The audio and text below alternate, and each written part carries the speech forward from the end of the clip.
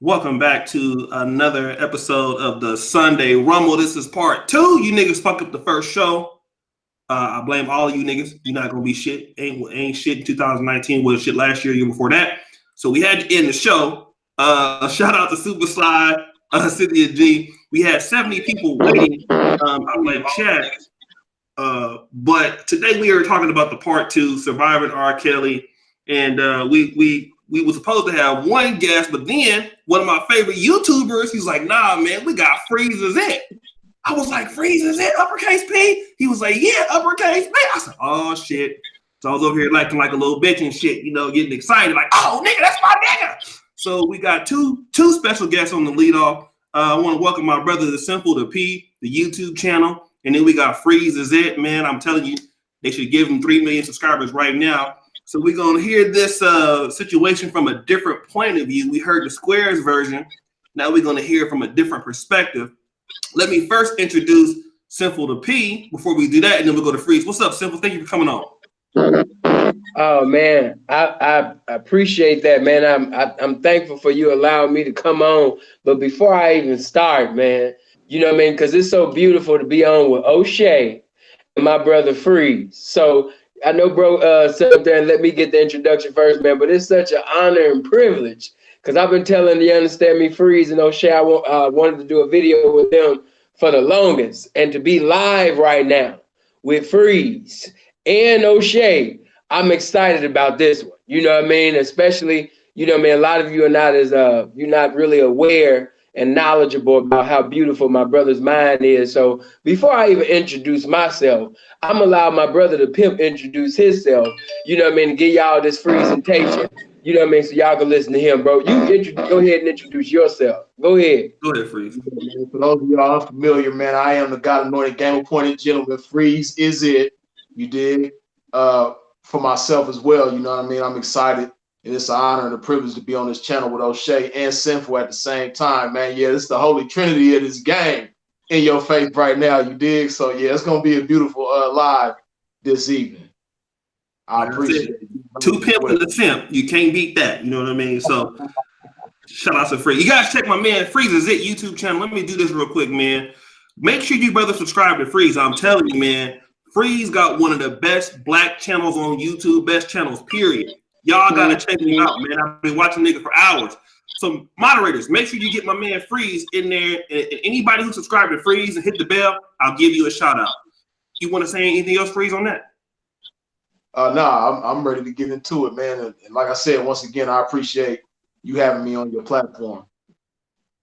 You're welcome anytime you want to come, man. 255 people watching in the first 2 minutes.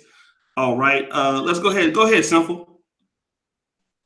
Oh, man, well, you already know. I mean, I was going to let my bro, and I'm going to end up probably bringing it in with bro. But let me say this before Freeze, bless it.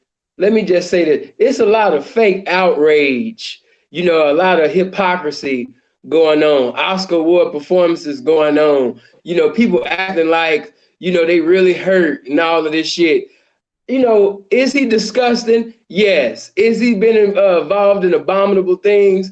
Yes. But the fact that you guys are acting like it's a revelation, instead of confirmation of information that you've been knowing since ancient times, man, that's it's just vexing, to see individuals who probably 9 out of 10, been involved in some of the same activities. But due to the fact that people are able to hide on the internet and get in the comment section and put on Oscar Award performance as if they ain't that dude.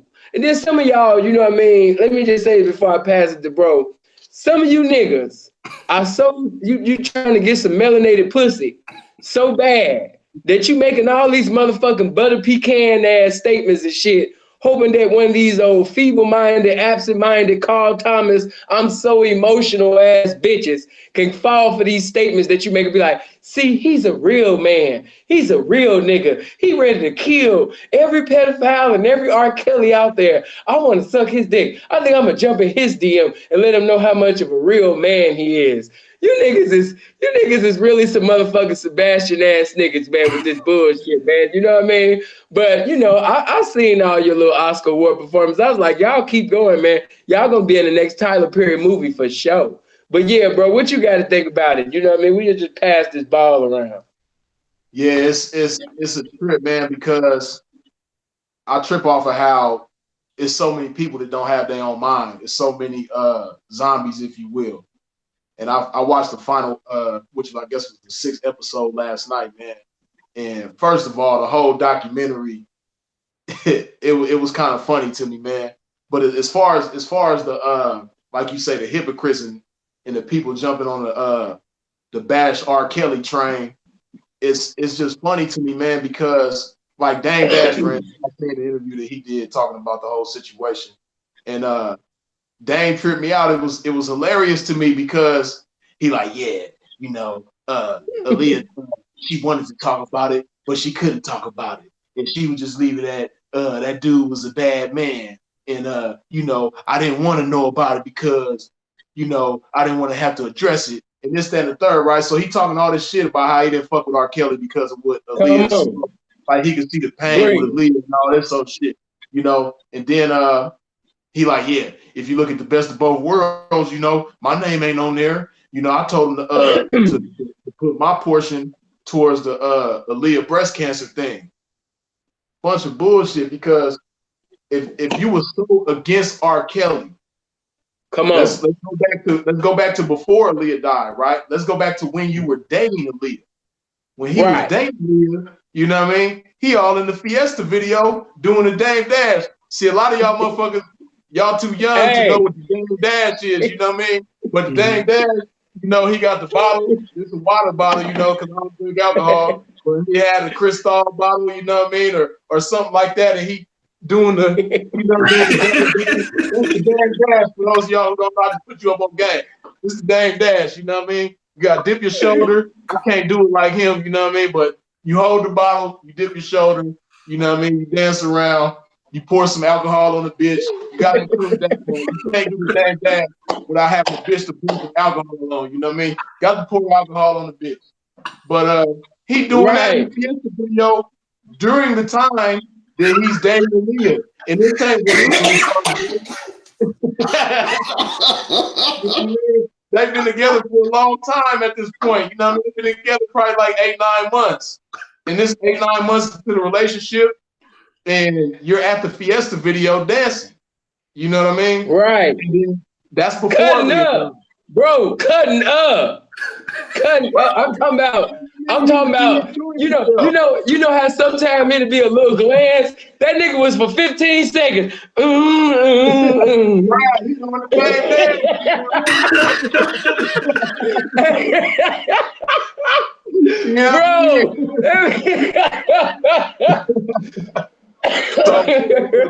That's before Aaliyah died, right? Now fast forward to after Aaliyah died. You know what I mean? When Twister and R. Kelly came out with the So Sexy, he was in that video dancing. You know what I mean? So, that's like 2004. That's a few years after Aaliyah been dead. You know what I mean? So you've proven that you was fucking with R. Kelly before she died and after she died. You know what I mean? So, and see, what I don't like about what he's doing now, you know what I mean? Now that it's convenient, you know what I mean? You trying to rewrite history, you trying to change history and capitalize on the fact that, a lot of these people paying attention to the situation is too young to remember what was going on back then. Bro, he like one of them old school pimps, bro. You remember when we was young in the game, like back in 07, man? And you got some old school pimps like, yeah, big. Yeah, man, youngster, you know what I mean? You should have been around the 70s, man. It was a glorious time, man. I was 50 deep, you know what I mean? You was 50 deep, OG? Not 50 toes, 50 hoes, pimp, you know what I mean? Yeah, it was all paying me $2,000 a day, you know what I mean? A slow day was like $1,500, you know what I mean? If a bitch came in with $999.99, you know what I mean? Yeah, a bitch would get sent right back outside to get my 1 cent to make it 1,000. You did? Yeah. Then you talk to somebody else who was there, and they be like, "Come on, Peel. That's not the truth, man. That's not the real story." You know what I mean? So that's what Dame Dash is doing. He trying to like I said, he jumping on the bandwagon and capitalizing on the fact that a lot of young people was too young to remember him dancing in the Fiesta video, in the So Sexy video, and all this old shit. And I just don't like how motherfuckers conveniently bash R. Kelly. You know, some people, I believe they genuine. You know what I mean? But the majority of motherfuckers, especially all these celebrities, these entertainers and shit, I think they just doing it because it's convenient. Mm-hmm. Right. This is a time to basically take advantage of the fact that the social engineering is basically compelling everybody to destroy, R. Kelly verbally. So if I speak out publicly, and especially, if I ain't been in the limelight for a while, I could make a statement about R. Kelly, get some streams, get some more followers on Instagram, get some opportunities that might lead to currency because I'm speaking against R. Kelly publicly. But nobody genuinely and sincerely is really caring about children. Okay, it's all for melanated pussy. It's all for green papers with dead hypocrites on it. It's all for motherfucking followers. It's all for, that's right, you a real man. And I hated him. I stopped. No, let me tell you. They waited till he was peeing on that girl. I didn't wait. I didn't wait till the urine. I stopped listening to him when Patrick Ewing, was doing his thing, in the NBA. You know what I mean? Everybody waited till an event. I said, The moment when he said, "It's something in your eyes, baby, that's telling me you want me," I knew then. I was like, and then, see, I'm so in tune with the Spirit of God. I was just listening one night, and as I had my headphones on, even though he was like, "You got that vibe, you got that vibe," you know what I mean? The Spirit of God said, He really saying, you're 5, you girl, you're 5, you know what I mean? So I was like, I know this nigga is not right. So I stopped listening even then. He wasn't right. And so everybody got these. I stopped listening to him then. I always knew it. I seen it in his eyes. I went to a concert. I looked at him, and the moment I looked at him, I couldn't even enjoy the concert because the righteousness within me, I abhorred everything that was coming out this man's mouth. I took my ticket. I got on stage and smacked his ass. He talking about he can believe he can fly. I was like, nigga, when you gonna believe you can die? And everybody just got mad at me. And I just walked out the concert. They said, my family's like, no, don't go. We pay. But I was like, nah, he a pedophile. I can't do this. You know what I mean? So everybody got these stories now. You know what I mean? Because it's convenient. It's popular to have these opinions. But when that nigga had Ignition, when that nigga had Ignition remix, you know what I mean? And everybody had the little DVD, especially if you was in Chicago, you had the motherfucking tape before everybody else had the tape. This is like we had Love Land, you know what I mean, before Chocolate Factory and all of that shit. So you pretty much, if you was in Chicago, nobody can give you a revelation. They can only give you confirmation to information that you already knew from ancient times. Go ahead, bro. You look like you want to say something. I say if you was in the urban community, basically if you was in the ghetto, coast to coast, north, south, east, west, anywhere in America, if you was in the ghetto, you seen that tape. Because I remember like yesterday, you know what I mean? Like it was just such a hot thing, you know what I mean? And me and like 8 of the homies watched that shit at the house. Mm-hmm. You know what I mean? A few bitches was there too. Can't just be watching that without no bitches around, you know what I mean? There's some bitches there too, you know what I mean? But it was majority of the homies, you know what I mean? 2, 3 bitches. And we just watching this shit, we like, damn, that's really him. Like, I don't give a fuck what nobody say. Like, I know that was him on that tape. But the problem I have with all these people now, especially motherfuckers that's like 30 and above, like, why wasn't you like protesting against them? Why wasn't you speaking out against them back then? Mm-hmm. I motherfuckers was still fucking with them back then. And a lot of people, I think, it's just jealousy, man. And like you said, it's just a convenient thing. Like, damn, now I could probably get some shine out of this. You know what I mean? Like Columbus Right. Short with his short ass career. You know what I mean? Seeing him on the Right. show today talking shit like, yeah, man, as a writer, as a musician, and I'm like, nigga, when did you become a writer and a musician? Nigga, you was on the dance thing with Chris Brown was your little brother in the movie. I forget the name of the movie, but nigga, Stomp the Yard. You know what I mean? Right. Right. After Stomp the Yard, you know what I mean? You stop stomping and nigga didn't see no music, nigga didn't see no like, No, I don't know yeah, about he you trying to, or none of that. bro. He Now, trying to make it. now that Go you got ahead. this platform, now that you got a listening ear, only when you're talking about R. Kelly, now you a damn writer and a musician and all this old shit. Like, man, come on, knock it off, man. I ain't going. Go ahead, Sinful. Right. Hold on. Let me turn this down. Yeah, but it's just convenient to hate on an individual that they secretly love. Now, I admit that what he's done, the things that he's doing, is contrary to being right. And that's let me speak on this because there's a lot of individuals that speaking on my name and they know in part, and then some know things to be true, but it just it feels good to them to just speak on my name. A lot of these niggas, they want to choose up on me like these bitches, so I don't blame them. But just put a little paint where it ain't. Anybody that know me, Sinful the P, I had a situation, that occurred in '08. You know what I mean? And the situation would have not occurred if I basically was not deceived under the false pretenses of this girl basically being 19. And so I'm glad I'm saying this because, of course, I didn't have the opportunity to say it last live because I wasn't on that live. Because a lot of the squares, yes, and it ain't right. The mama was just pimping the daughter out, and the family was just pimping them. This word pimping is just being thrown around, and every time you hear it, people get a negative connotation because the wrong depiction and vision is being conveyed on television. But pimps are not individuals. Let me just say this before I go into what I'm gonna go into. Pimps are not individuals that's going to the park with 90 pounds of sugar in their pocket. Okay, looking for little kids. Pimps is not, the nigga in Dead Presidents would be like, what's going on, baby doll? And little girls is walking out of school with Barney and Sesame Street on their book bag, and the pimpin' got a sucker in his mouth, pulling up in a Cadillac, talking about, you just got out of school? Yeah, we got our little homework, we about to go eat little Lunchables and things like that, and color in the coloring books. Here, go ahead and take this little $100. You just spoiling me. Somebody got to do it. You know what I mean? Stop making the pimping into that. That's not the pimping.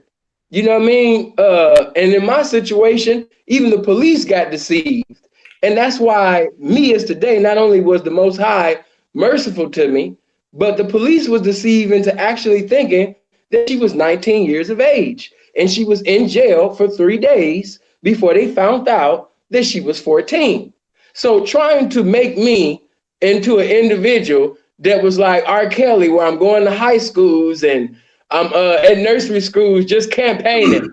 You know what I mean? Just campaigning, just suited and booted, with the best cologne on outside of nursery school with the R. Kelly bumping. That is not, come on, with the R. Kelly, you remind me of my Jeep playing with the kids coming outside. Stop trying to paint a picture that's what not. I gave you my ID number. I gave you the information so you can read the motion of discovery. I've never been convicted of any sex crime or any crime against a child. I am not a registered sex offender, never have been. You know what I mean? So, of course, when somebody is involved in the lifestyle or professes to be, you guys want to sit up there and throw the pedophile word around, and you're not even knowledgeable of the definition of a pedophile, because if you was, you wouldn't be using it out of context the way that you do. But getting back, I just had to put some pain where it ain't, because her mama was pimping her. The family was pimping her. No, they wasn't.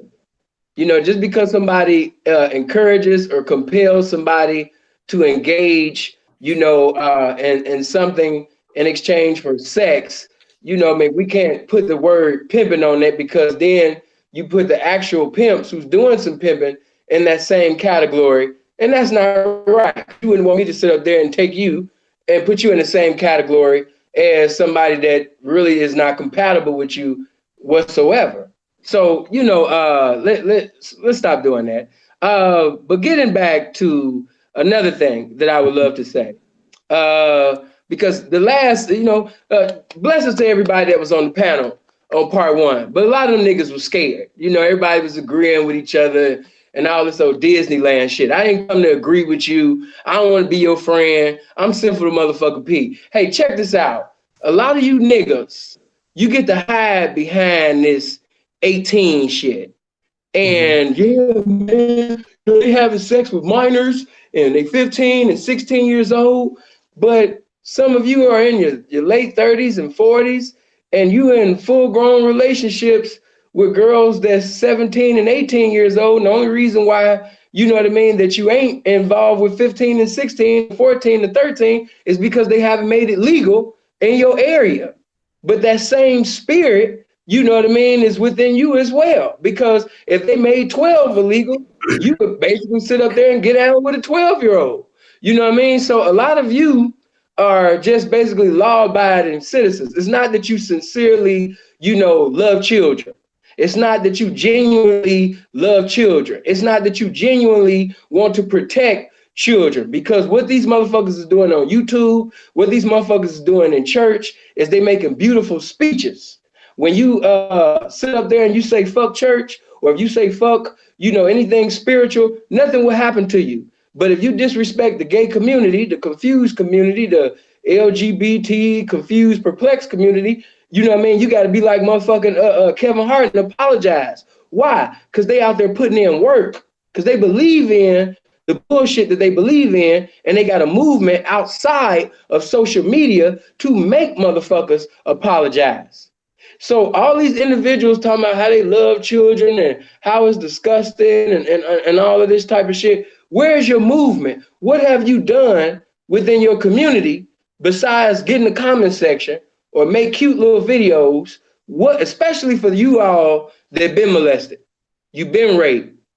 And if you've been molested and raped, wouldn't you want to, your love, for children, wouldn't that provoke you to create something or do something to hinder another child from them experiencing the same thing that you experienced with your father, your uncle, or your brother, or a family member, or that pastor, or that person on the auxiliary within your church? So, like I said, Black people ain't doing nothing on this goddamn YouTube. The same thing they do in the church. The same thing they're doing in the comment sections of Shade Room. They are just talking. And that's why predators are comfortable being predators, because the beliefs are talked about, but they're never enforced. And whenever you have individuals who are just talking and making cute speeches and saying 15 and 20 letter words they probably couldn't even define, all out of context and all this cute shit, but they're not doing anything about it. It's just talking. It's just, I think it's disgusting. And then before I give it back to Free, another thing that I dislike. Do you see the hypocrisy? Do you see how the enemy got our people so deceived that they putting back in the day, the male child was above everything. The man child was above everything. The man child was valued in ancient times. Now the man child don't mean nothing. You can molest the little boy. Homosexual choir members can run a train on a little boy, and they'll come up with justification for why that happened to that little boy. But a little girl, everybody was disgusting. It's abominable. He needs to be thrown under hell. He needs to be thrown under jail. The same disgust that they have for R. Kelly, why they don't have that for Chris Stokes? The same disgust that they have for R. Kelly. I seen O'Shea threw up James Cleveland, but he's just the pioneer in ancient times. But after James Cleveland, man, there's so many more in the gospel industry. It's just that people are quiet about it is because it's little boys. And the boys are not even being cared about. You know what I mean? Now, watch this. Everybody complains and want to crucify, you know what I mean, and complain about the fruit, but nobody's basically willing to create a movement to attack the root so it won't produce any fruit. And if you look at, the results of molestation, look at the people that is created from positive to negative, people who went to the extreme. When you look at, okay, R. Kelly, he's been molested. We can see that he's an extremist in the abominations that he's involved in. Okay, I'm not going to get into that. Bro, know what I'm talking about. The largest gang outside of the police, you know what I mean, was actually inspired, you know what I mean, or compelled, by an individual that everybody was looking up to, but that individual was molested, you know what I mean, and you wouldn't disrespect that individual by far. You know what I mean, looking at, Michael Jackson. People have their, I don't know, things to be irrefutable, so I can't speak on that. But if we look at all of the individuals, oh, he's touching this little boy, he's touching this little girl, but these people were touched. These people, most people that get touched, they go out touching. And I don't want to bring up this one individual name, but y'all know who I'm talking about on YouTube. He's pretty much, I don't want no drama, so please don't go back saying Sinful said this, Sinful said that. But notice when, and look at the hypocrisy on YouTube. Notice when this one particular person who makes all his videos about pedophiles and pedophilia, when he said, I'm not dealing with whether he's telling the truth or not, I'm dealing with what he says and how people respond to it. And when he says that he was molested at 15, or some say 12, no matter which age it is, the response is from the people, oh man, when I was 15, I knew better. Oh man, when I was 12, I knew better. Mm-hmm. Man, come on, man. You was 12 and you let that go on, or man, you was 15 and that went on. So, switching it to the girls with R. Kelly, you know what I mean? Everybody is like, oh my God, those poor girls. You know what I mean? They victims. You don't see individuals saying these girls knew better or holding them to any accountability. Why? Because it's a double standard. You know what I mean? But when you look at him, I want y'all going back, saying that I'm saying that he's telling the truth or he's lying. I don't want any more problems with that dude. Blessings to him. I'm just using him as an example. When he said that, everybody's like, oh man, when I was 15, man, shit, I knew better, man. And it didn't matter what age, 30 and 40 and all that. When I was 15, ain't nowhere in the world. Ain't nowhere. So see how they switched it around, Shay, for the girls? Now when R. Kelly involved, and because it's popular to right now hate R. Kelly, everybody like, oh my God, 15, she was a victim. She was a victim. She's 17. She was a victim. But look how they do the boys. So it's a double stand. And then, wait a minute, before I give that, just one more point. And then these are the same girls and women that want the boys and the men to protect them. Mm-hmm. Now, I'm not saying that you wrong, because me personally, whether she's a faggot bitch, a maggot bitch, a lying bitch, a disgusting bitch, if she's black and I see a white man, or any man for that matter, you know what I mean? If he's a white man and he just sitting over here just beating on this sister and things like that, she could hate my guts. She could say he's a pimp. He's a disgusting piece of shit. But I'm not going to allow this white man in my face to sit up there and just physically reprimand this woman. I'm getting ready to rebuke the shit out this Edomite and put him in order. But the thing is, they won't do that for us. See how all of the black women, you know what I mean, the females are coming together on one accord to assassinate R. Kelly. And these are the same women that was driving, you know what I mean, 300 minutes, 360 minutes, 420 minutes, 480 minutes, driving all around to see R. Kelly live and in concert. These are the same women, and they're going to keep listening to him in secret. They just trying to get their followers up. They just trying to get their views up. They just trying to get their likes up. Go ahead, bro. I see Freeze wanting to say something. Go ahead, bro. Go ahead, Freeze. Well, I don't know if O'Shea had a question or wanted to No. I'll wait until you finish and we'll go on to something else. Go ahead. Okay. Well, now, I just, as far as the documentary itself goes, Surviving R. Kelly, first of all, I got a problem with that title. Surviving R. Kelly. Like, what is R. Kelly to survive? who didn't survive R. Kelly? You know what I mean? See, but the thing about it is there's preconceived notions that we've all had about R. Kelly for a long time, going back to the Aaliyah days when he was messing with her. And with this whole Me Too movement, this mute R. Kelly, this surviving R. Kelly, like this whole movement, what they taking advantage of is the fact that we kind of got an idea in our mind as to what type of individual R. Kelly is. So they just like taking it and just having a field day with it and just misusing it in the worst ways. So like I said, the surviving part, that title, it already puts you in a certain mind frame, like, damn, you know, especially like the youngsters who don't really know a whole lot about his history from the past. It's like, damn, surviving? Shit, do I gotta put a bulletproof vest on before I watch this video? Like, damn. That's a cold title. Is it safe? You know what I mean? Am I gonna die? Like, just watching this shit. So, like I said, you know what I mean? They not only are they doing that, but it's a few red flags that went up for me when I watched, because I watched the whole thing, all 6 episodes or whatever. Mm-hmm. And a couple of red flags with a couple of people, like his brother, for instance, you know what I mean? His younger brother.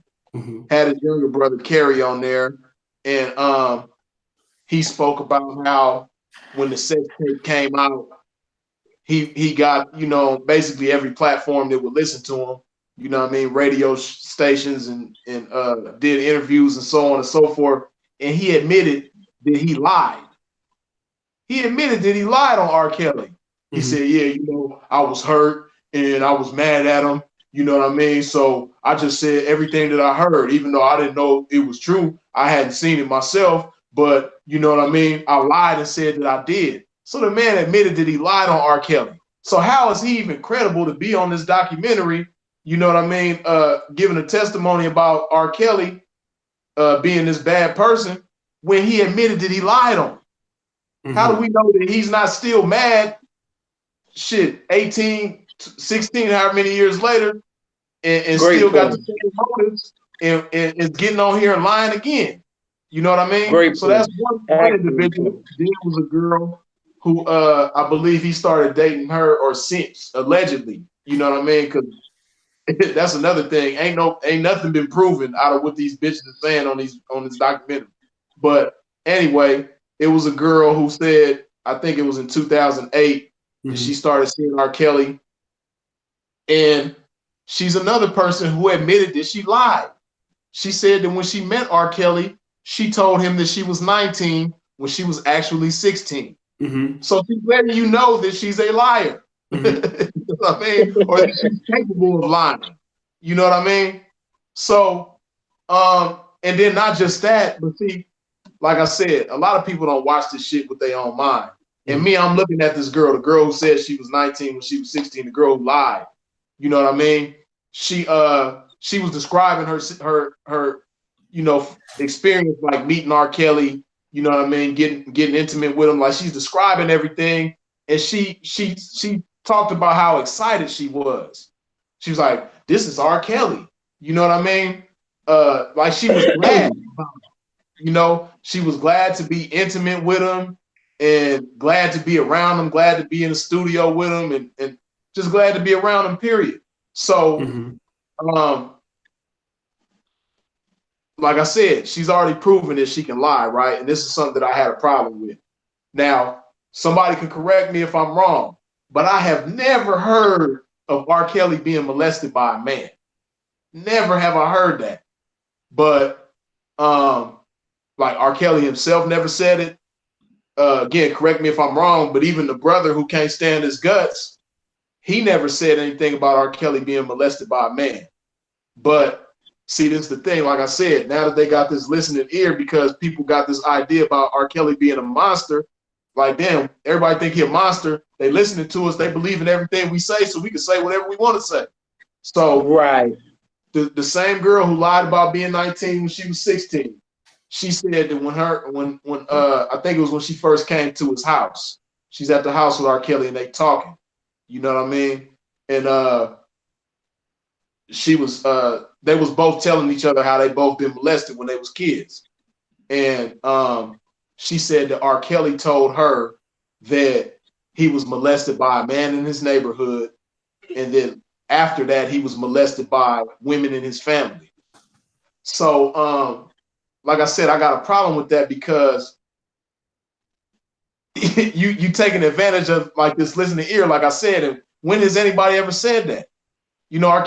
Kelly admitted, he didn't even have to admit that he's been molested, but he came out and admitted that. But he never said nothing about being molested by a man. And then to add to that, there's another girl that he started dating later on. I think her name was Dominique Gardner.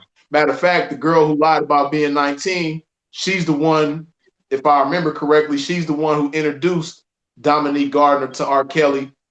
And I forget how old she was. I think I don't want to misquote how old she was, but anyway, she started seeing R. Kelly, and they had some anonymous person who was a shadow. They had him as a silhouette, disguised their voice and everything. But she was saying how the Dominique girl, R. Kelly, you know, she said that the girl was already a tomboy, and R. Kelly played on that, so he made her into like his boy toy.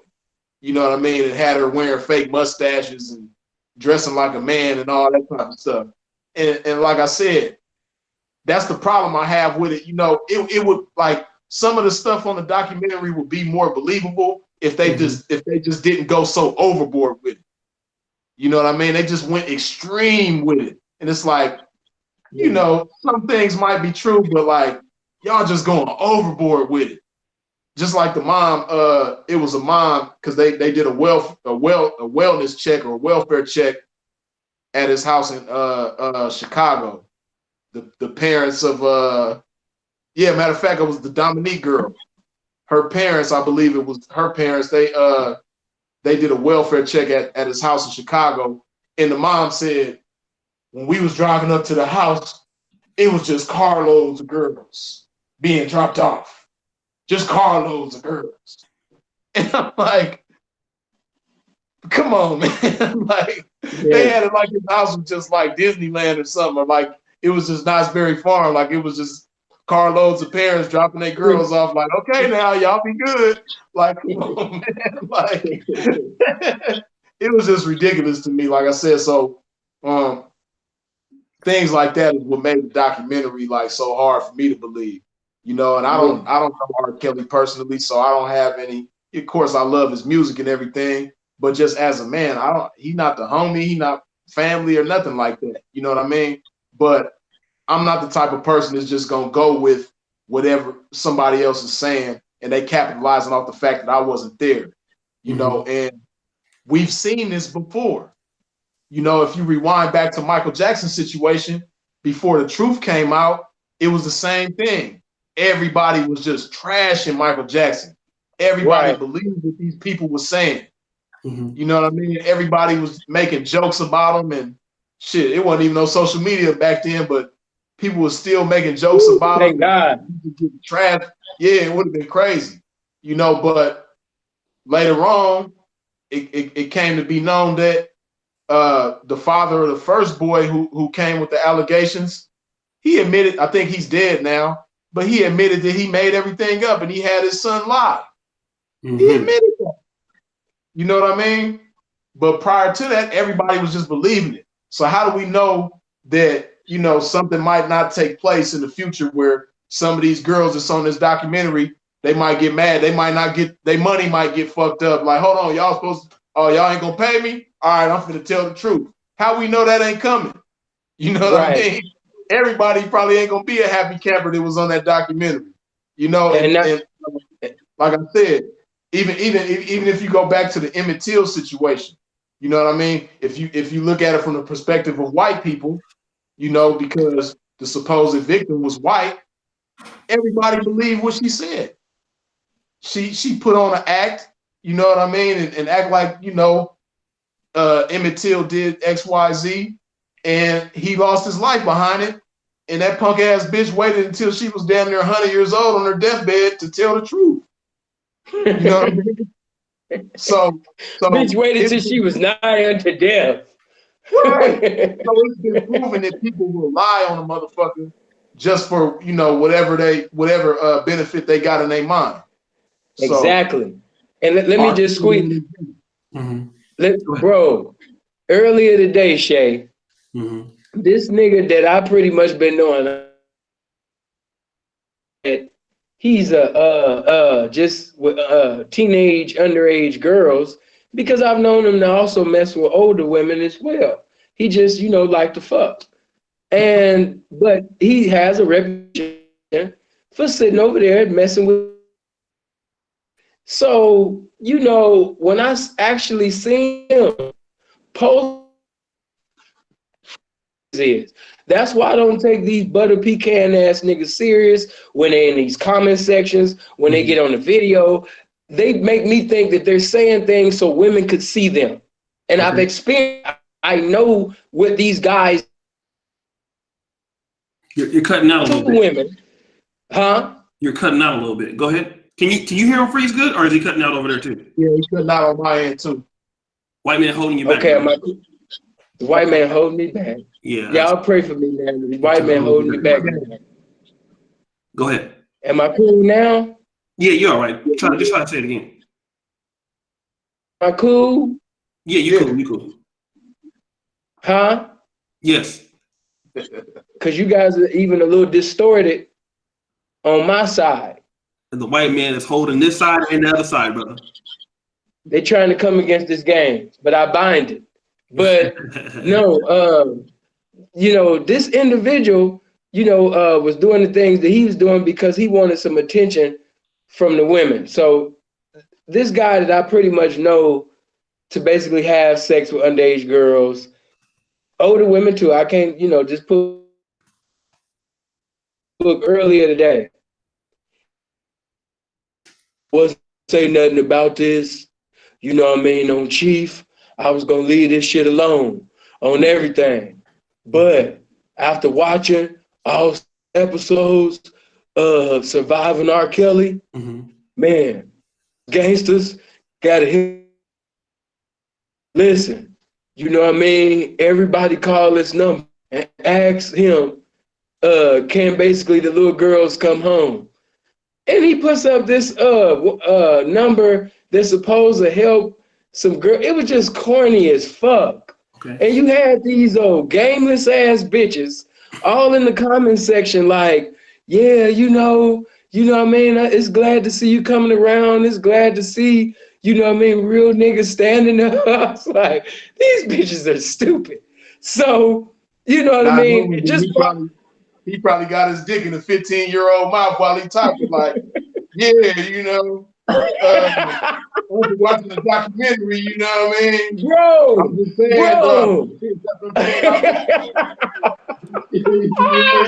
I'm yelling so wrong. I can't believe his ass, man. Don't touch the teeth, baby. I'm just saying, though, you know what I mean? Bro, that nigga was just like that part in Belly and shit, like, yeah, man, these motherfucking pedophiles and shit, man. This shit ain't right. You know what I mean? And plus, you know, I told you I was gonna start going to church, you know what I mean, with Keisha and shit. Yeah, I went to Pastor Meek's church over there at Salem. Yeah, come on now. Come on, man. You was giving the bomb last night, you know what I mean? Don't slow down. But yeah, man, these pedophiles gotta be stopped, man. This shit gotta be stopped. You know, like, what is you on, man? But this is, like I was saying before the shit fucked up, what's happening is a lot of guys who don't have game to gain the attention of a woman, easy opportunities come to talk to women and get to know women by criticizing and minimizing another man. Majority of these niggas is not sincere. They not authentic. They just basically getting involved in something that's they could hopefully it'll evolve into some pussy. You know what I mean? Hopefully some old dumbass bitch or some dumbass bitches might see his sugar bears comment in the comment section and get directions to go in his DM. That's what's going on right now. It's not that I sincerely love the children. You know what I mean? Because, and you know exactly what I'm talking about, bro. These same individuals that's professing, we got to stand up for the kids. We got to do something for the children. will get into an argument with another motherfucker just because they got a different point of view, and then sit up there and be like, what? You defend these pedophiles? Well, I hope your children sit up there and get raped, or I hope your children get molested, or I hope your children get fucked. See, when you sincerely love children, shit like that don't come out your mouth. Just like I said, not mentioning the other individual, but when you sincerely love children, no type of hate comes out your mouth pertaining to children, because the love that you profess to have, if you truly possess it, it's not going to allow you to even say them things. You know what I mean? Just saying them type of things lets me know that you got an evil deposit in you that for children.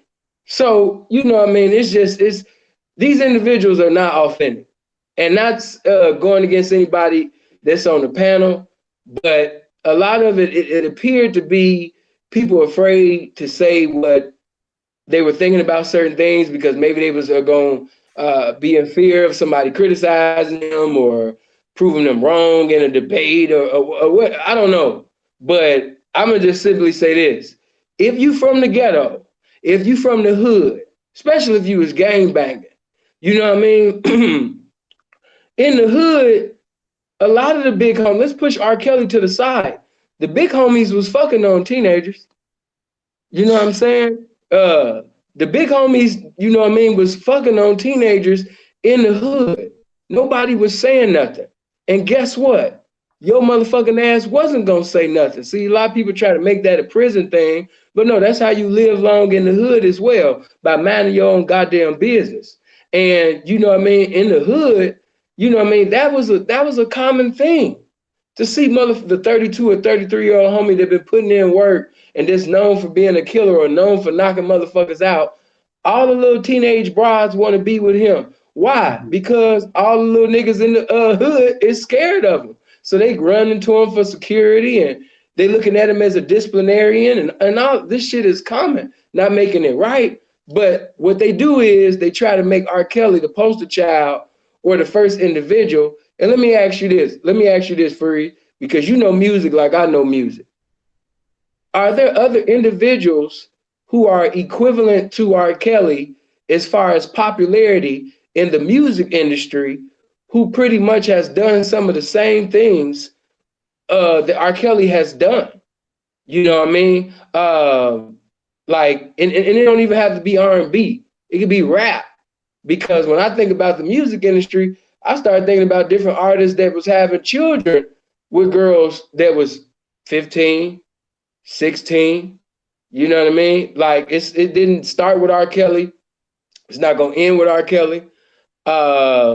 You know what I mean? And it's been going on. And then a lot of motherfuckers ain't really saying nothing about R. Kelly because they so afraid of they shit getting exposed. So they have to basically speak in the language of silence because they shit is worse than R. Kelly. You know what I mean? Real shit be told. You know what I mean? Niggas is raping little boys, little girls, and it's certain motherfuckers that's trying to compete with African Bambaataa around this motherfucker. So, you know what I mean? Do anybody come to mind for you?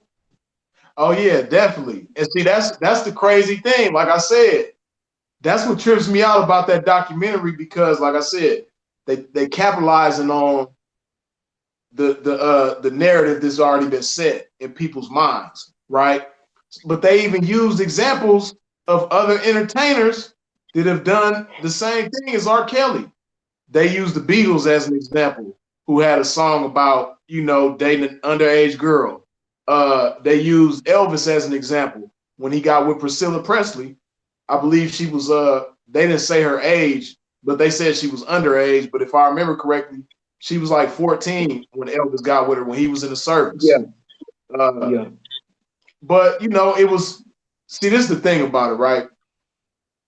Like if you just make R. Kelly like a regular ass hood nigga, it wouldn't be such a problem. He could have just as many girls that he dated, even though I think a lot of them, like some of them girls, I think was exaggerating. But that's just like, for instance, right? Like my parents, my mother and father. When my mother and father got together, my mother was 13 and my pop was 19. And you know, this is in the 70s. It wasn't a problem back then. Like my pops would go to my grandparents' house, them knowing, and my mom got 9 brothers as well, most of them older than her. Mm-hmm. All of her older brothers and my grandparents had no problem with my pops coming through with his 19-year-old self and grabbing my 13-year-old mom at the time and taking her and being gone for the weekend. Or, you know, I would imagine if she didn't have school, she'd probably be with him the whole summer or something like that. You know what I mean? But it wasn't a problem back then. Mm-hmm. And I remember myself being in high school in the 90s, and it was this one girl that I went to school with. She was in the 11th grade, and she had a grown ass boyfriend. This nigga looked like he was my age right now. You know what I mean? And he would pull up in front of the school, not around the corner, not on the side of the school. This nigga would pull up every day in front of the school and pick this 11th grade girl up. Nigga with a full beard, like clearly a grown man. You know what I mean? Right. And nobody at the school, I'm pretty sure the staff didn't seen him.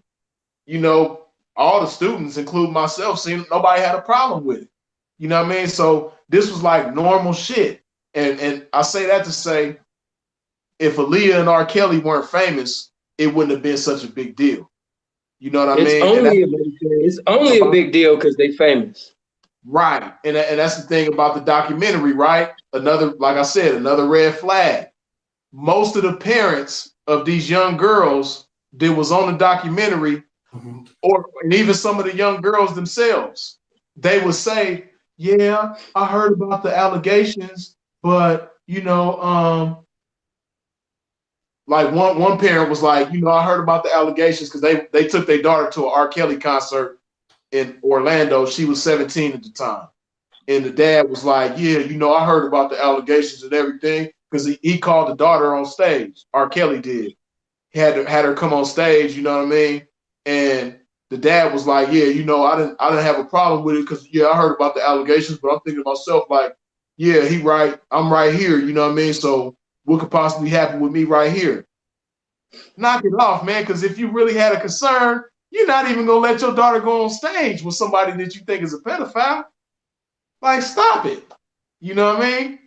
And then R. Kelly ended up taking her backstage and she sang for him and, you know, it went from there. But a lot of the parents' testimony is similar to that. Oh, I heard, and even the girls themselves, I heard about the allegations, but, you know, I'm thinking it can't happen to me, or they got some type of excuse. And it's like, obviously you didn't have a problem with it. You know what I mean? Because, you know, from a parent's perspective, if you believe somebody is a pedophile, you're not finna let them come around your daughter. You're not gonna volunteer If you're a real parent, in their direction. If you love your child, no. Right. And then you even they had grown ass women. Go ahead, my bad. You got go ahead. Go ahead, finish your statement. But they had even grown, like they had a couple of women on there that was like in their 30s, and they was like full grown women when they started dating R. Kelly. You know what I mean? And it's like, why the fuck is y'all grandmothers on this motherfucker? Like, they was in their 30s. Like, it was like two different women they had on there. One was, I think, 33. The other one was 35 when they started dating R. Kelly. And it's like, come on, why? What? Let me say this because I seen a question, and the individual said, you know, because I know it's for the guys, they grabbing panties with the women, and they putting on the motherfucking panties too, and I guess it's, you know, kill R. Kelly. This little sassy ass question. The reason why others have to be talked about, because if you sincerely, you know what I mean, are against what you profess to be against, it can't be no compromisation with it, can't be no favoritism with it. You need to judge the whole population that's involved in this abominable act, not just one individual. Don't have favoritism. Don't just look at one individual because it's popular right now for you to make comments about the individual. If you sincerely feel that way, then you should verbally attack anybody and everybody that's involved in that motherfucking thing, not just one damn individual because they didn't circle them out and you just jumping on the motherfucking train and it's a way for you to sit up there and get you some views. Jump on everybody. Jump on Puffy. When he was motherfucking 24 years old, his first baby mama was 16. That's the understand me, the motherfucking Misa bitch. The bitch that when Pac was fucking Faith, Suge was fucking the Misa bitch. That Misa bitch, you understand me, is Puffy's first motherfucking baby mama. When Puff was 24, she was 16. It wasn't motherfuckers sitting over there, oh man, Puff, you a pedophile. This is just wrong, man. And oh man, hell no. Damn, she's 16. You done had a baby by.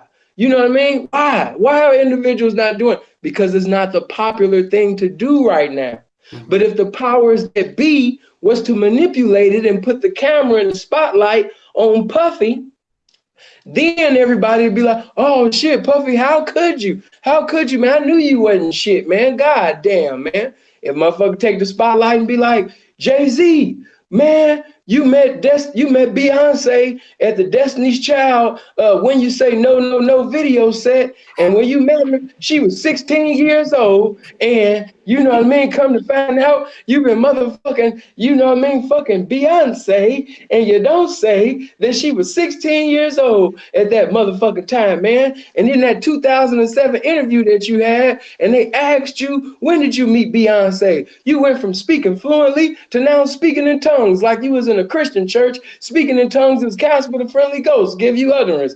Ain't nobody saying that shit right now. Why? Because it's not popular.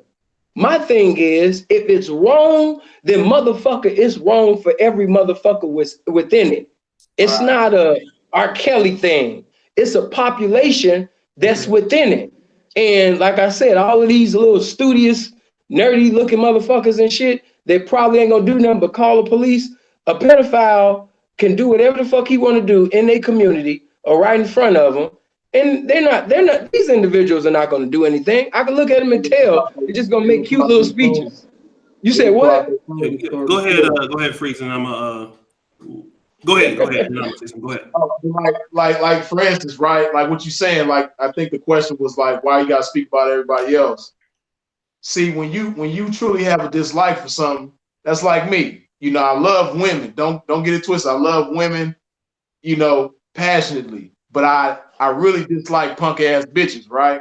You know what I mean? And if this video was us talking about punk ass bitches, you know what I mean? I'm not gonna just target one punk ass bitch. I'm gonna talk about all of them.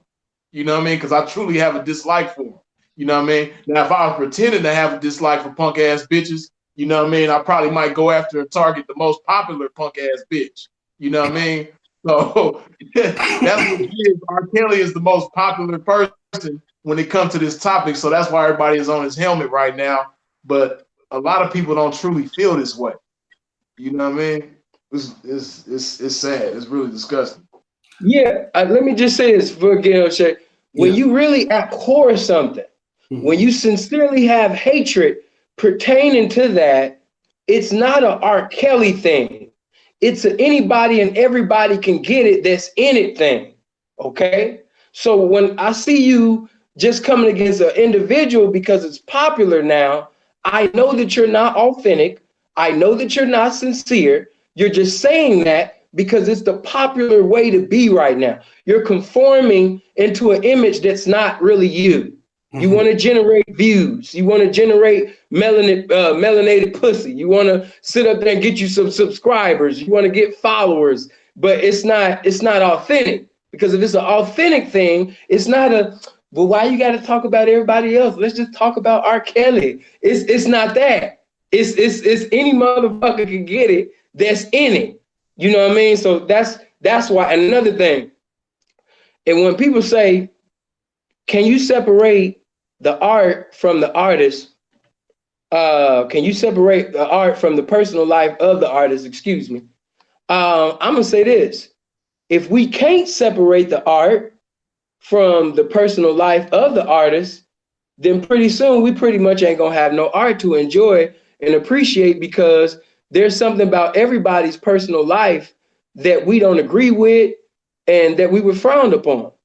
So, you know, if everybody's iniquities and frailties, you know, was exposed, you wouldn't, you know, you'd be like, wow, you did, oh my God, why? Oh, hell no. So yes, you have to be able to separate the art from the personal life of the artist, because if we're just going to mute R. Kelly, then it shouldn't be no favoritism. We should be able to mute, you know what I mean, all the pedophiles within the gospel industry, the R&B industry, the rap industry. We should be able to mute anybody and everybody that has been involved in the same thing, or even as worse. Because right now, like I said, it's popular to go against R. Kelly, but African Bambaataa, you know, it's been known, you know what I mean? Now it's being put out there, not just because dude on YouTube, but others as well have pretty much made this known. And he has not taken nobody to court, you know what I mean, to sue them or get them in jail or anything. He actually apologized. But you still got people like Funk Master Flex. You still got different popular people within the rap industry that's still giving him props, still promoting his next shows and things like that. But nobody's going after him because he's an older guy and he's a pioneer with power. So it's popular to just go against R. Kelly because he's just this guy that, you know, he got a cult going on. And, you know, listen, first of all, number one, me being how I am, I'm not going to believe anything or pretty much everything that a bitch got to say any goddamn way unless it's some confirmation of this shit. You know what I mean? Because 9 out of 10, you know what I mean, when it comes to a bitch, you're going to see scenes of the movie, but you ain't going to see this shit in its entirety. So if you can't see the shit in its entirety, then you can't really sit up there and give righteous judgment in totality because you don't know what it is in totality because the bitch only gave you scenes of the fucking movie. And that's all it is. You know what I mean? He did this, he did that. What did you do? What did your parents do? These parents are enablers. These parents wanted their children. It's just like in the biblical days when the parents used to sacrifice their children unto Baal. These parents were sacrificing their children for fame, for money. They knew what came with being with R. Kelly. They pushed this shit.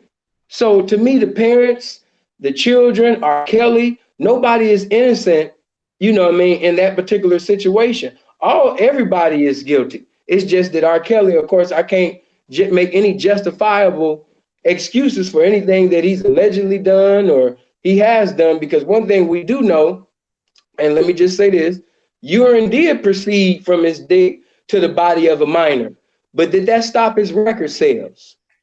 He did get married to Aaliyah, but did that stop sellout shows?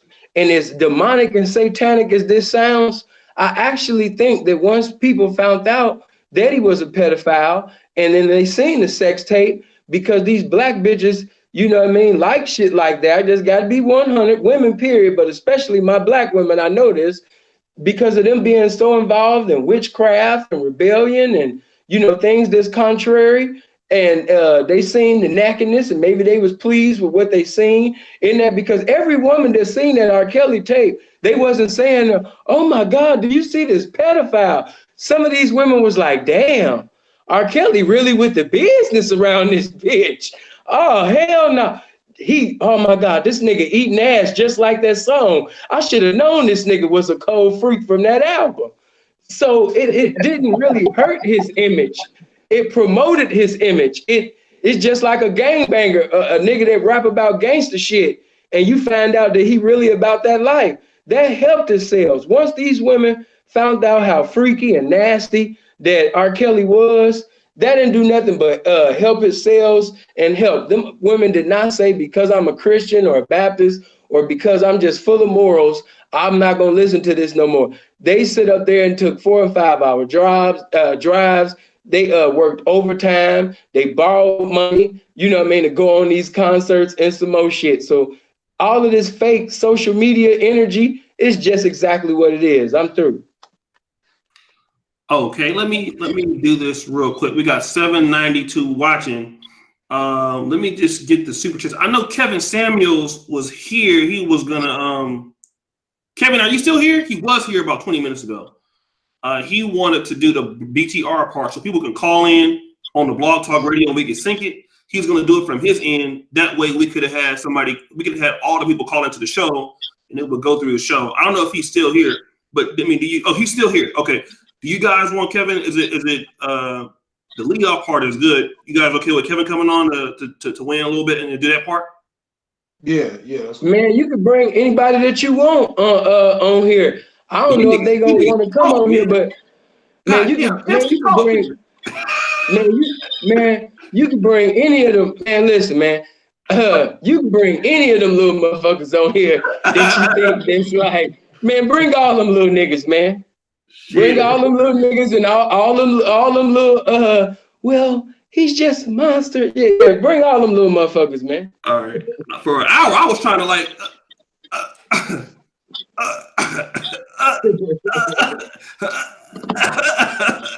let me just be cool.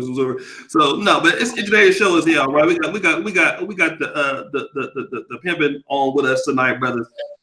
Great. So let me shout out to some of the super chats. I'll send Kevin a link. I think that's probably gonna be enough, man, because with the calls coming in, we probably not gonna have enough mic for everybody tonight. But let me just do this, man. We got a good show. I don't know if this one can stay on the YouTube.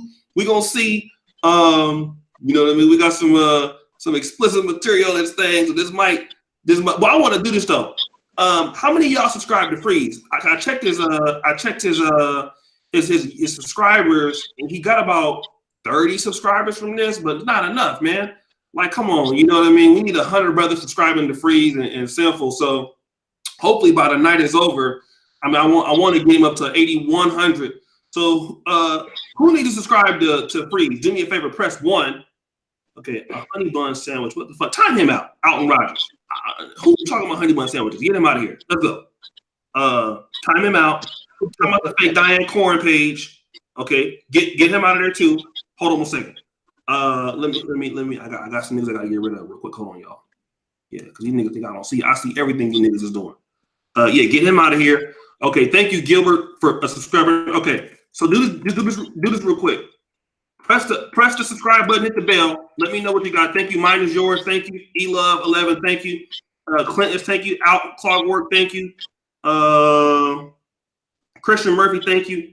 Okay, and let me do this. Definitely got to send this to Patreon. The white man, yeah, we got it. Yeah. Okay, so we gonna let the calls get a little bit rough tonight because this ain't gonna stay on YouTube, man. You know what I mean? We can't keep this public, so it's an all-out war until the end of the show. You niggas can call in and say whatever the fuck you want because it ain't gonna be up publicly. I might have to edit some things out and put it back up. So, what'd you say? I'm just laughing.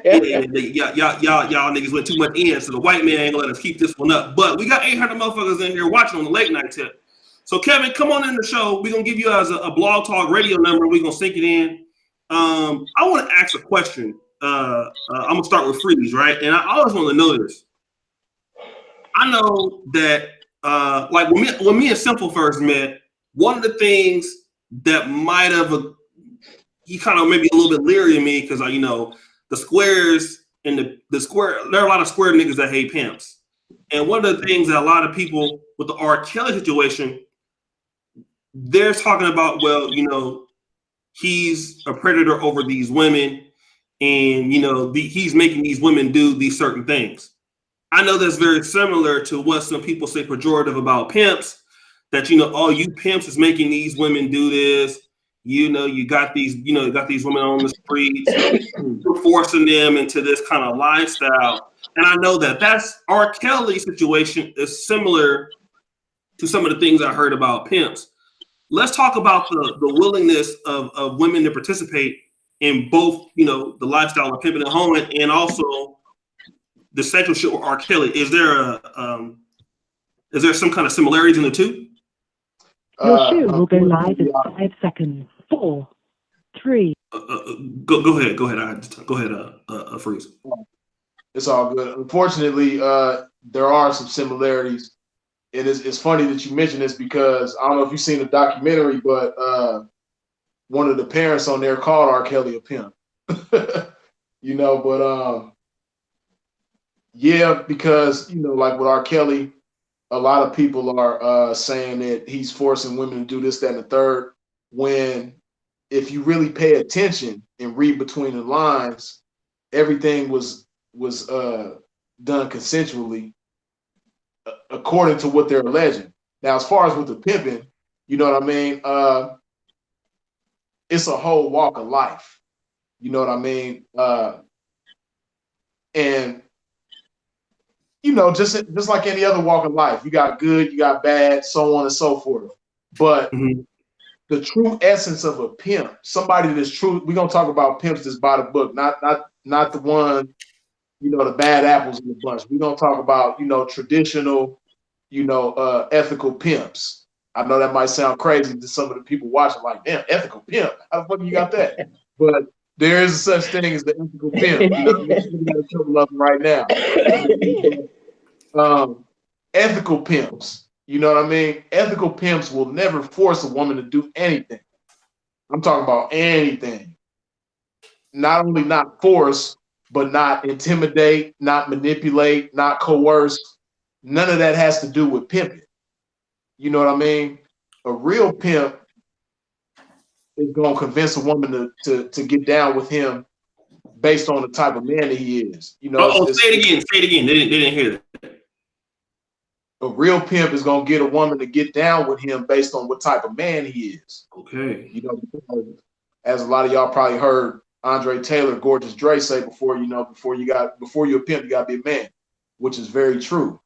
You know, just like anything else, to effectively be whatever it is that you portray yourself to be, you got to be a man first.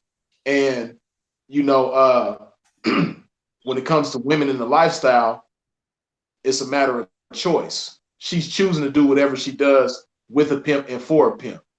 So it's not a forced thing, but I understand why a lot of people have that stigma about it being forceful because of what they see in the media. Just like with the R. Kelly situation, you know, they not talking like the women on there. They didn't come on there to talk about how good R. Kelly was. They didn't come on there to talk about all the great memories that they have with R. Kelly. But if they were asked about that, I'm pretty sure that the good times and the great memories will probably outweigh the supposed bad times that I think a lot of them is probably making up. But, you know, no situation in the relationship is perfect. But I'm pretty sure they can sit up there and talk for hours, just like they did about the bad shit, about the good shit, you know? So it's the same thing with the lifestyle of pimping and hoeing. You know, no situation is perfect, but the bottom line is it's never a force type thing. But you know, the media portrays it to be that way. You know, the media don't get on there. Prime example. So shit that people probably would never imagine a pimp doing. I'm in Walmart the other day, right? And you know how they got the self-checkout. I'm waiting for one of the self-checkout things to free up. Okay. It was a sister, young black girl. She walked away from one of the self-checkout registers. And she was like briskly walking out the store. She was walking fast. All right. And I walked up to the register that she had walked away from. And as I'm walking up, the register is saying, please take your change. And remember to grab your items or some shit. So as it's saying that, and as I'm walking up, her change, the bills spit out the machine.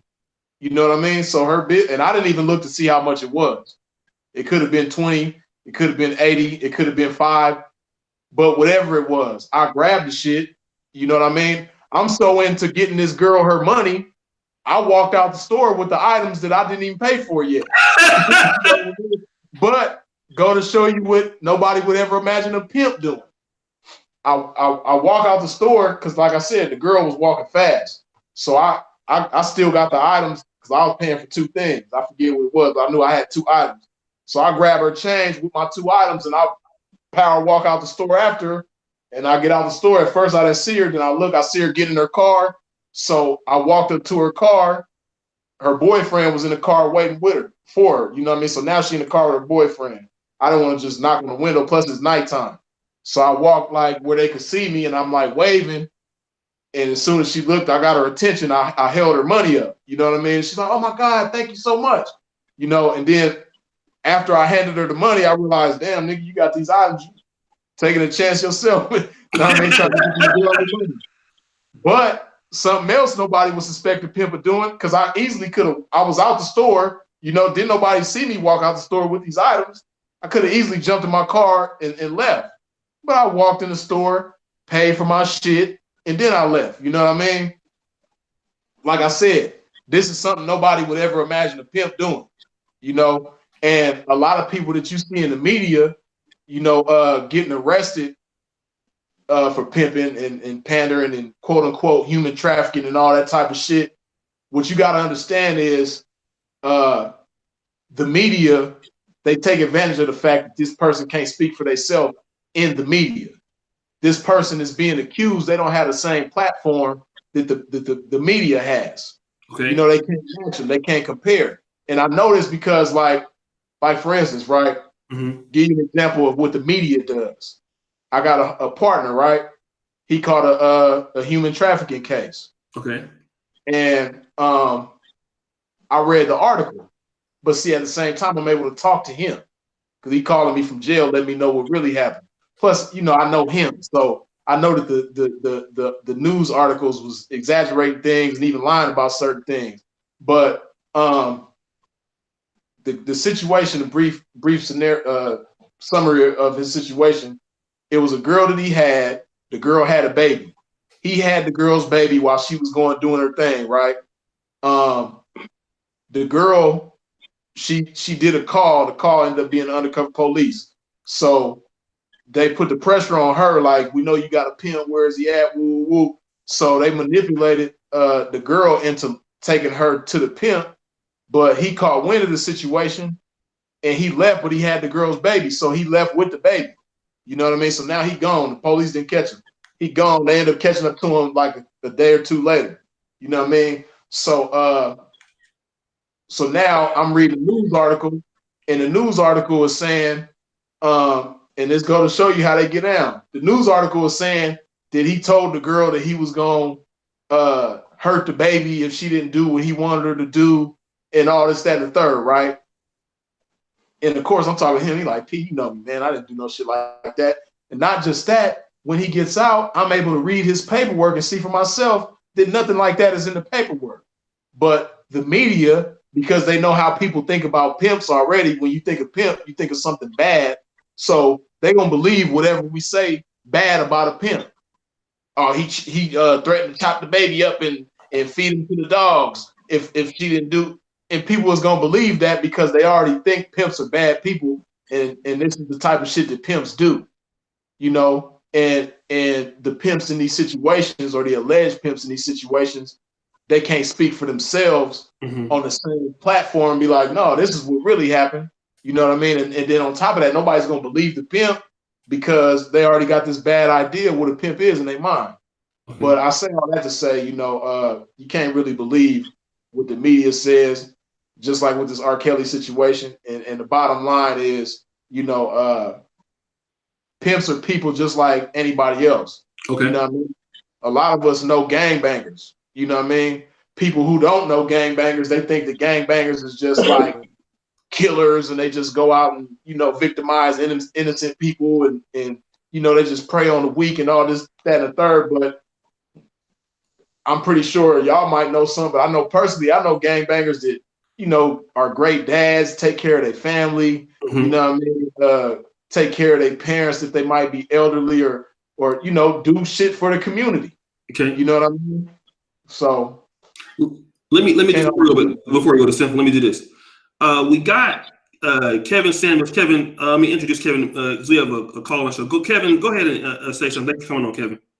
Hey, can you guys hear me? Yeah, everybody got a suit on with me. Let me go put on my church shit. Fuck that. What's going on, guys? For those of you who don't know, my name is Kevin Samuels. I run a men's style channel. I just came on to run the call-in show, so you guys that wanted to call in, talk to O'Shea, talk to Sinful Freeze. What's going on, fellas? To register your opinions. The call number is going to be in the queue. Press 1 to be put in the line, and no bullshit, guys. Don't be blocking your number. You're going to call, just call, say what you got to say, be brief, and keep it moving. Okay, let's do that. And thanks for Kevin to come in. I'll put his channel in. The number is to call and talk to Freeze. How long you got to schedule for? Is it 60 minutes or 2 hours? Kevin? You said what, bro? No, Kevin, how long do you have the blog talk scheduled for? Is it like an hour show or? 2 up to 3 hours. Okay. Okay. So let's do this, guys. Call 347-857-3847. If you call in right now, we'll have Kevin patch you in. 347-857-3847. So to talk to Freeze, talk to Kevin, let's do that. 347-857-3847. And then let me do this. Shout out to people that's been subscribing to Freeze. I see that he has, we got a little over 50 subscribers. That's not good enough. You niggas is cheap because Jesus paid it all on the cross. I'm going to tell you what I'm going to do. If you niggas don't subscribe, I'm going to shut the show down. So let me just do this real quick. The brother's nice enough to come on and Sinful The P. Drop the goddamn white man confusing me, man. Get in the goddamn comments, y'all, and subscribe to Freeze is it, man. Okay, the brother is nice enough to come over and spend some time with us.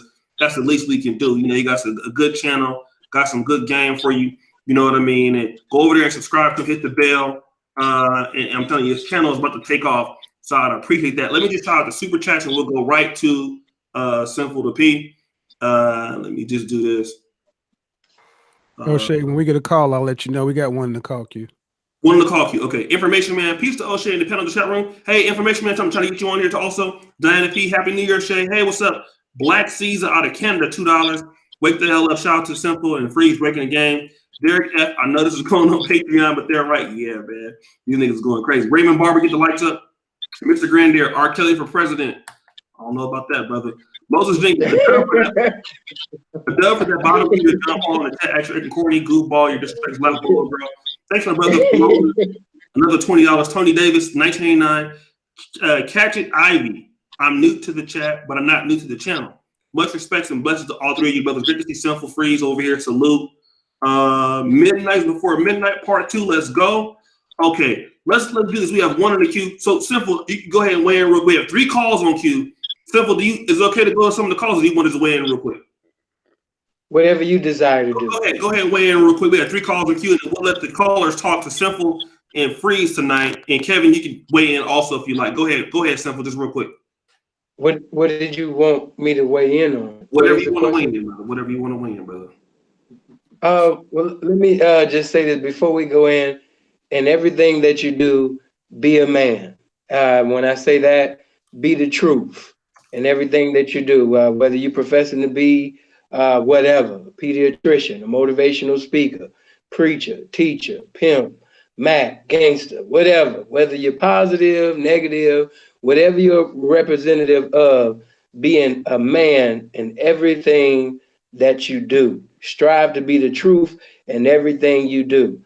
One of the biggest misconceptions about the lifestyle of pimping is that people think that a pimp is a con artist. People think that a pimp is somebody who uses deception and manipulation to get the accumulation out of these particular broads. But the best way to stay out of an incarceration and the best way to start a situation with a woman is the truth and end it with the truth. So many are in jail, so many are in prison, and they about to lose their whole existence by serving a prison sentence simply because they tried to govern things with lies. They tried to govern things with manipulation.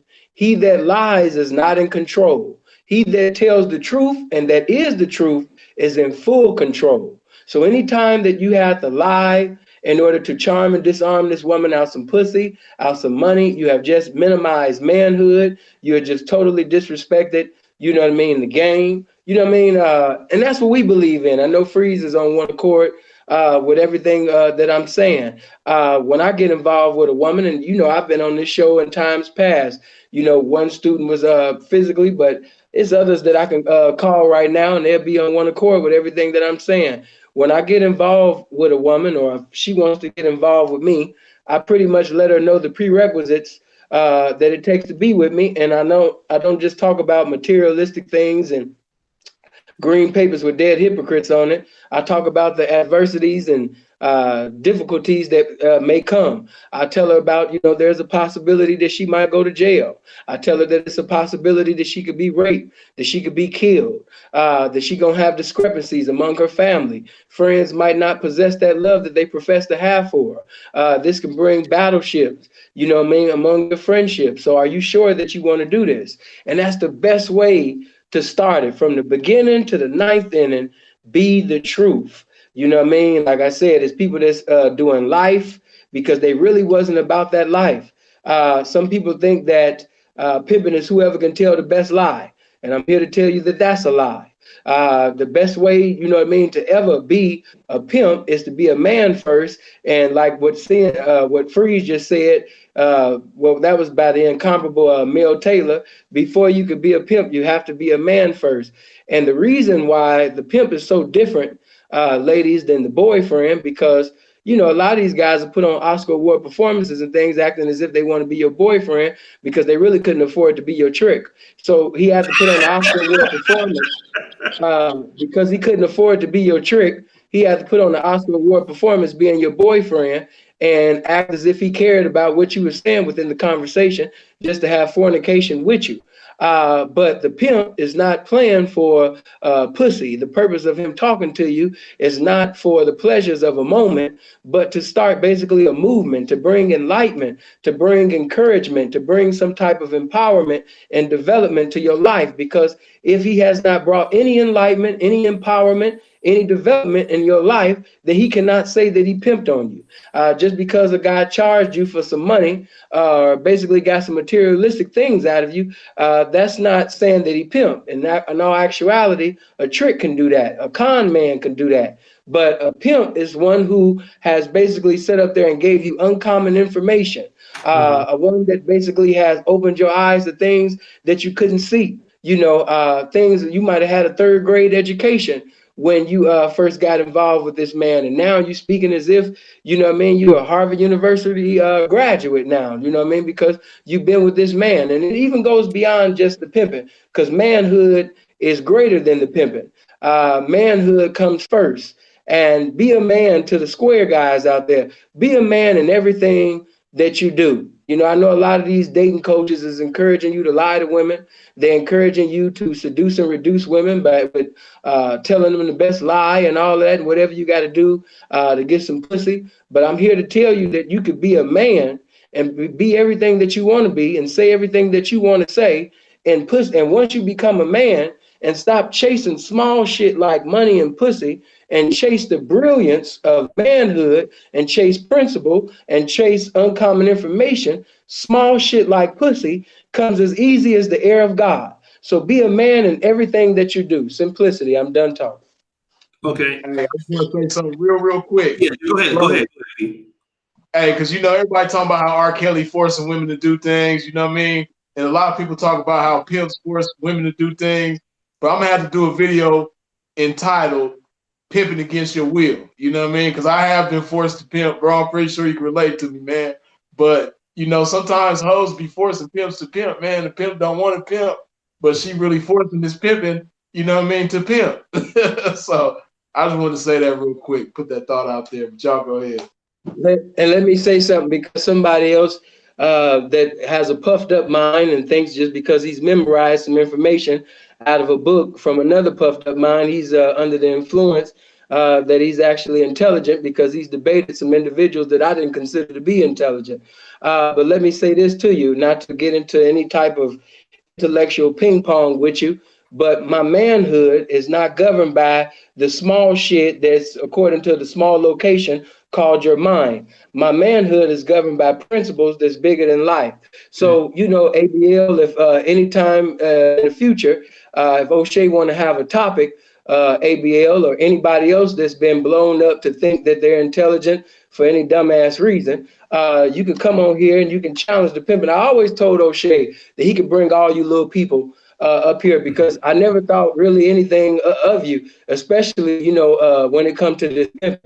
So, you know, I mean, it's good that you know some things about political issues, or, you know, you done read a few little white man books, and you saying words that other people are unfamiliar with. And because these people are unfamiliar with the information that's proceeding out of your mouth, they're under the impression that you're intelligent. But Sinful The P don't think that. So in the future, we could definitely put that together, brother, and you can come up here along with the other simpletons and, you know what I mean, and challenge this game. Let's get into it, though. Okay. that would be quite interesting to see ABL and Sinful The P on the same panel. I just seen the brother make a bunch of sassy statements. Everything that I was saying, you know what I mean, he put his panties on and get in the comment section And I could roast, but I ain't gonna roast the guy, you know what I mean? Because he's a studious guy. He say like out of like 10 things, he'll say something every now and then that's meaningful. Other than that, he's another little, carbon copy of a lot of guys that I've seen, in the past and even now that think they're intelligent for some stupid reason. But go ahead. Okay, let me do this. Let me let Kevin weigh in on what he wanted to weigh in. Shout out to Kevin. Hey man, I was just running the calls, man. You Sinful and Freeze doing a masterful job on this, man. Yeah, man. We don't even need to put nobody else on, man. Cause shit, I'm barely like. So they got it cracking in here, man. That's why I'm letting them do their thing. They running things over here.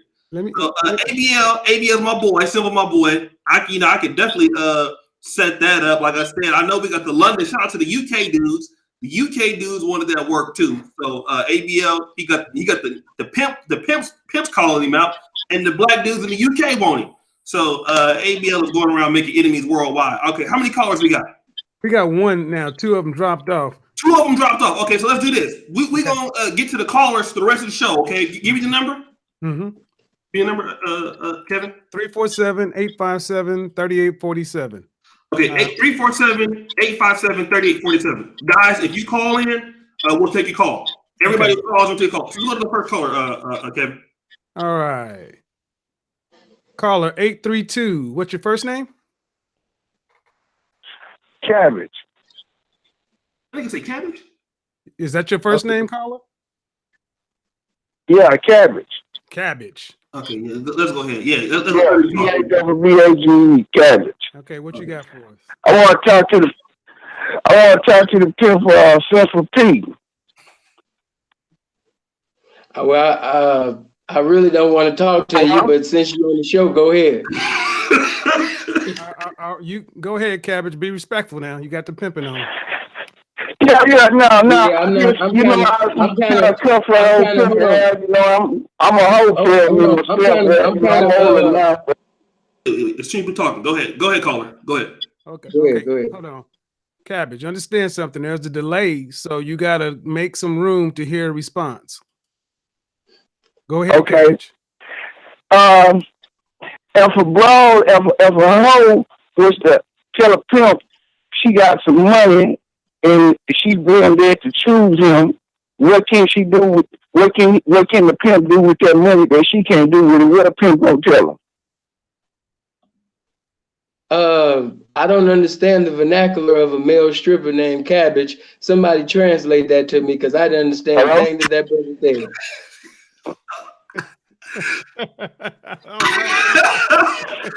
I think he said something about if a hoe got some money, what can a pimp do with the money the hoe can't? As a matter of fact, I'm gonna take this time out to promote my brother Kevin. Got $1,500. I want you guys to take out the time to go to Kevin Samuel's channel if you don't know the right cologne to put on. You know what I mean? And I told you guys to value yourself and value the information, but a lot of times you still got to have the right attire to get your desire. Appearance is everything as well. You can't be the first impression. Never do you get a second opportunity to repeat it. So by all means, man, go to Kevin Samuel and learn how to dress. Get your right fragrances. Go over there to Kevin Samuel, man. Hit the subscribe button, the bell, you know what I mean, and also share his videos as well. But we can't understand the brother. He's very distorted, and there's other callers that want to speak. I don't know what this brother is saying. I'm ready to move on to the next caller. God bless you. Okay, look, I think. Okay, so let's get rid of him. But I think what he was saying is, what can the pimpin' do with the money that she can't do for her? So she got $1,500. I think what he's trying to say is, why should he? I'm trying to translate what the nigga was talking about, man. You need to stop drinking that Pepto-Bismol. Okay. Yeah. Okay. Well, first of all, number one, is because everybody always talk about money management and all of that. But what he can't do, first of all, she's coming to him because he has an abundance of information. And that information that he has, can empower her for the rest of her life. Because like I always say, a woman can only sell pussy for so long, but she can sell game for the rest of her life. So, you know what I mean? She is in need of that information, number one, you know what I mean, on how to accumulate more money. And even as far as presiding over money, 9 out of 10, majority of them, damn near all of them, don't know how to preside over no money, because if they come from poverty or urban community, they definitely don't know how to preside over no currency, because the moment that they get it, they're going to want to spend it. And that's the mentality of a hoe, to pretty much live day to day. She hit for $3,000 a day. Now she want to go to the Louis store. She just hit a little $10,000 lick. She want to get some jewelry. Now she buying her little boyfriends that got good ass dick some gym shoes. Now she got to send money to her mama. She got to send money to her baby mama's boyfriend is locked up. You know, before you know it, that little $10,000, man, is ate the fuck up. So if it don't be a wise mind behind that gold mine never get an opportunity to turn into, you know what I mean, some more currency. So that's why it takes somebody with a high intellectual capability to preside over it, such as the pimping. Okay, let me go to a free same question. I think that's what the brother was trying to say. Seemed like my man was missing a few neurons, but I heard the question. He was asking if a hoe got some money and she want to choose a pimp with this money. He said something along the lines of, "What can the pimp do with the money that the hoe can't?" yes, and see, it's a lot of things that the pimp is gonna do with the money that the hoe won't do. It's not that she can't do it. It's just that it's extremely unlikely that she won't do it. But beyond just what's done with the money, it's what the money is being spent for. And just like Sinful said, you know what I mean? She's going to get game, and not just game, but she's going to get guidance, and she's going to get structure when she gives this money to the pimping. See, there's a lot of things that she's not going to do on her own, you know, and see, you know, the dude who called, no disrespect to him, but he probably, you know, a trick, because he's thinking about spending, you know what I mean? Like she's spending money on the pimp, like he probably spending money on a hoe, you know what I mean? But beyond the mentality of just spending money, you know, because like bro said, most people in the urban community, unfortunately, they think in terms of spending money instead of sustaining it. You know what I mean? And see, with the pimping is going to not only sustain the money, but he's going to increase the income, and the money is going to come in a lot bigger and a lot more consistently. Because like he said, if the bitch hit for 3,000 or 10,000 or something like that, not only is she going to spend the money on foolish things, but she's gonna lay up and kick it like she hit the lottery. Like, damn, I made 10,000. You know, normally I don't make this for 2 weeks, so that means I can sit up for at least a week, maybe 2. You know what I mean? If I don't just blow it all today. Whereas if she give 10,000 to the pimping, she gonna get right back down. You know what I mean? It's gonna be consistency. Like, no, we ain't made change your life money right now. This is, you know, a good head start, but this isn't change your life money. So we got to stay down until we get change your life money. So, okay, yeah, because there's so many that don't have a pimp and that's been selling pussy for 5 and 10 motherfucking years, and the only thing she got to show for it is a car that ain't paid for, a hotel room, and a bunch of Louis and Gucci bags. So, you know what I mean? It's gonna take a wise mind to preside over this money. Otherwise, she just gonna be another statistic with a few materialistic things, but nothing of value to preside over in the end. So she pretty much ended up being like, she might as well have worked a square job for 20, 30 years. At least she would have had the little dental plan and 401k and all that little square ass shit if she was gonna do some little shit in the game. Okay, let me do this, guys. We got 2 callers, right, Kevin? So 347. They dropped off. They dropped off. Okay, so listen, y'all. I broke Kevin off for coming on. He ain't asked anything. But I dropped him a little donation. So the least you guys can do is get the likes up. Okay, we got him back. We got him back. Okay, do me a favor. I ask you niggas to do one thing. Participate. Call into the show. Okay. I'm over here spending my trick money. Not going to spend on these hoes. I'm going to South Africa in about a few hours. I got to go back there real quick before my class starts next week. So listen, I'm spending my trick money. Okay, we got the pimping, the simping, and the nigga in a nice suit taking calls. You're not going to be able to get this no more. So I need you niggas to call into the goddamn show. Oh shit. Oh, ABL wants to. He's gonna call in now. You get these 2 calls? Yeah, 347-857-3847. Let's go to the first call. Let's go ahead and do that. Caller 351. What's your first name? 351. My first name is Tariq. Go ahead, Tariq. What do you got for us? Yes, it is Tariq. Go ahead. Yeah, I just want to get your guys' thoughts on Lee Sotomayor's scam.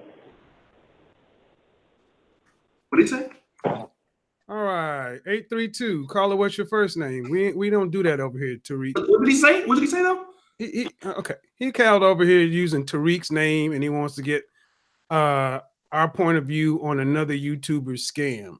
Oh yeah. Get him out of here because he's like a white dude. I'm like, well, white dude named Tariq. Yeah, I wasn't gonna say nothing derogatory about Tyreek anyway. Shouts out to Tyreek and the mink slide and all the things that he got going on. Blessings to him too. Oh, his name is Chad. Okay, well, fuck you, Chad. Go ahead. The next caller. Area code 773 sounds like a Chicago area code. What's your first name? First name, Deshaun. What you got for us, Deshaun? All right, man. I'm just calling in to get some advice. I feel like it's a bunch of better with some game, and I'm ready to, consume as much as I can. First question is, I'm gonna give y'all my position. I'm in college, third year student, pursuing mechanical engineering. Okay. I'm at a point in life where I feel like I'm doing well, trying to get my feet together. However, right now, women are, at least in my age group, it's like they have a higher market value because I don't have any substantial money or no job right now. So it's so hard to pull girls and things of that nature. And I'm trying to figure out how can I keep my sanity until I can get myself stable, because now that I ain't got much, women try to knock you down and say you ain't shit, you ain't got nothing, you a broke ass nigga, to say the least. So how would you say that I can combat that nonsense and deal with it at this present moment, seeing that I don't have a lot of cash? Okay, who do you want to go that to? You want that Sinful? He could go ahead, bro. You got it. Sinful, whoever can answer the question, really. I mean, we can start with Sinful. It'll make a difference to me. I'm just gonna listen. Okay, go ahead, Freeze. See, the thing about it is, what it sounds like is that you're allowing the women who are turning you down based on the fact that your income isn't where you want it to be. You allowing that to affect you, and that's understandable. But see, the thing about it is, you got to ask yourself, okay, what do I have to offer besides? He's got him. Go ahead. You got to ask yourself, what do I have to offer? A woman besides just money. The thing about it is, you gotta build the equity in yourself. You know what I mean? As far as what you got to offer a woman. See, because and it has a lot to do with confidence. Because I know me myself, if I was a quote unquote broke ass nigga, I'm still gonna be able to. That's just the confidence in myself. I can have whatever woman I want. I just really believe that. You know what I mean? And with that confidence, you're gonna have the mindset of it being their loss. See, right now you think it's your game, you lucky to get a woman being this broke ass nigga. Damn, whenever you talk to a woman, because that lack of self-esteem is there, it's damn, you got your fingers crossed, your arms crossed, your eyes crossed, damn, I hope she you know what I mean, accept me when I get at her. You gotta get over that money thing. Everybody. Cold part about it, a lot of these bitches that call themselves turning you down, they probably broker than you. You know what I mean? But you so caught up in the fact that it's a woman, you lose sight of that. But if you were mindful of that, man, she probably just as broke as me. It's going to increase your confidence. Damn, we on the same playing field. All right, bitch, you broke, I'm broke, now what? You know what I mean? Like I said, you got to think about what you have to offer a woman besides just that. Because there's a lot of sucker ass niggas with more money than you and all these women combined, but they don't have nothing really to offer a woman besides just the money. And the money is only going to take you so far. If you want a wham bam, thank you, ma'am, then yeah, the money is going to do that for you. But if you want a woman this worth having, a woman that you're going to get some longevity with, it's going to have to be more than just about some money, So, if it's about money, go to the host roll wherever you at, or get on whatever website and call somebody, you know what I mean, give them a few dollars and they leave, and you get your satisfaction off, get your rocks off, and that's the end of that. But if you want a woman that like I said, that you want some longevity with, it's gonna have to be about more than money. And just thinking about myself, the longest relationships that I've had, you know what I mean, which y'all know what kind of relationships I be having, you know what I mean, but the longest relationships that I've had were with women that I didn't really have nothing when I first met them. You know what I mean? Mm-hmm. And because me being the type of man that I am, doing what I do, you know, we end up having everything. You know what I mean? I might go to sleep indigent, but I'm gonna wake up with these Benjamins, though. You know what I mean? So that's just me, though. You know what I mean? Man, like I said, bottom line is you got to build equity in yourself as far as what you got to offer a woman. You get that caller? Deshaun. Oh, yeah, I ain't got no way, man. I want to be interested, so I want to be interested, so, you know what I'm saying? Yeah, dude. Hey, okay, Deshaun. All the callers, when you call in, you have to put everything on the background and mute. You can't listen to the YouTube show. But Deshaun, hope you got that call answered. We're gonna have to go on to the next one in the queue. Okay. All How right. many we got in the queue? We got 1, 2, 3, 4, 5. Did ABL call in? Because he might be 757. I don't see a 757 right now. I got 314. He'll call in. Like he like challenges. So he'll call in. When he calls in, I'll let you know. I got 314 next. Area code 314. Caller, what's your first name? AJ. AJ, what do you got for us? My question is, we talking about, you know, R. Kelly and, you know, men abusing young ladies and girls and stuff like that.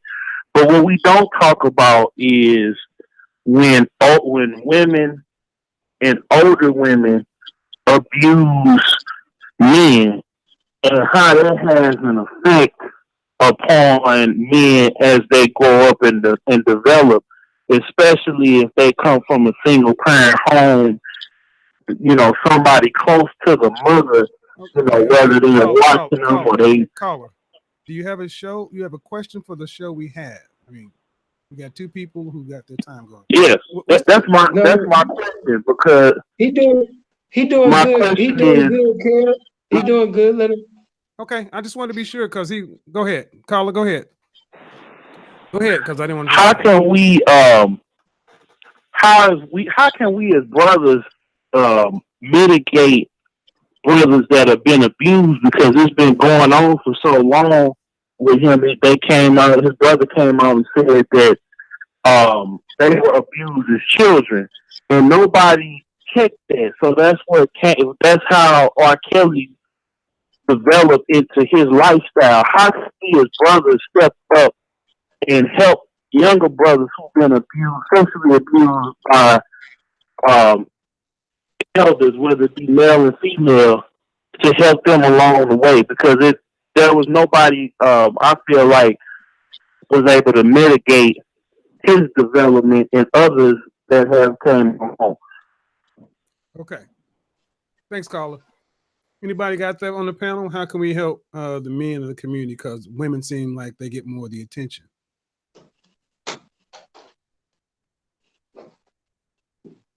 Oh. No. I believe he was pretty much saying that there have been guys who have been abused by women. Am I correct, Shay, or anybody? Did you hear that? Yeah, that's what he's talking about.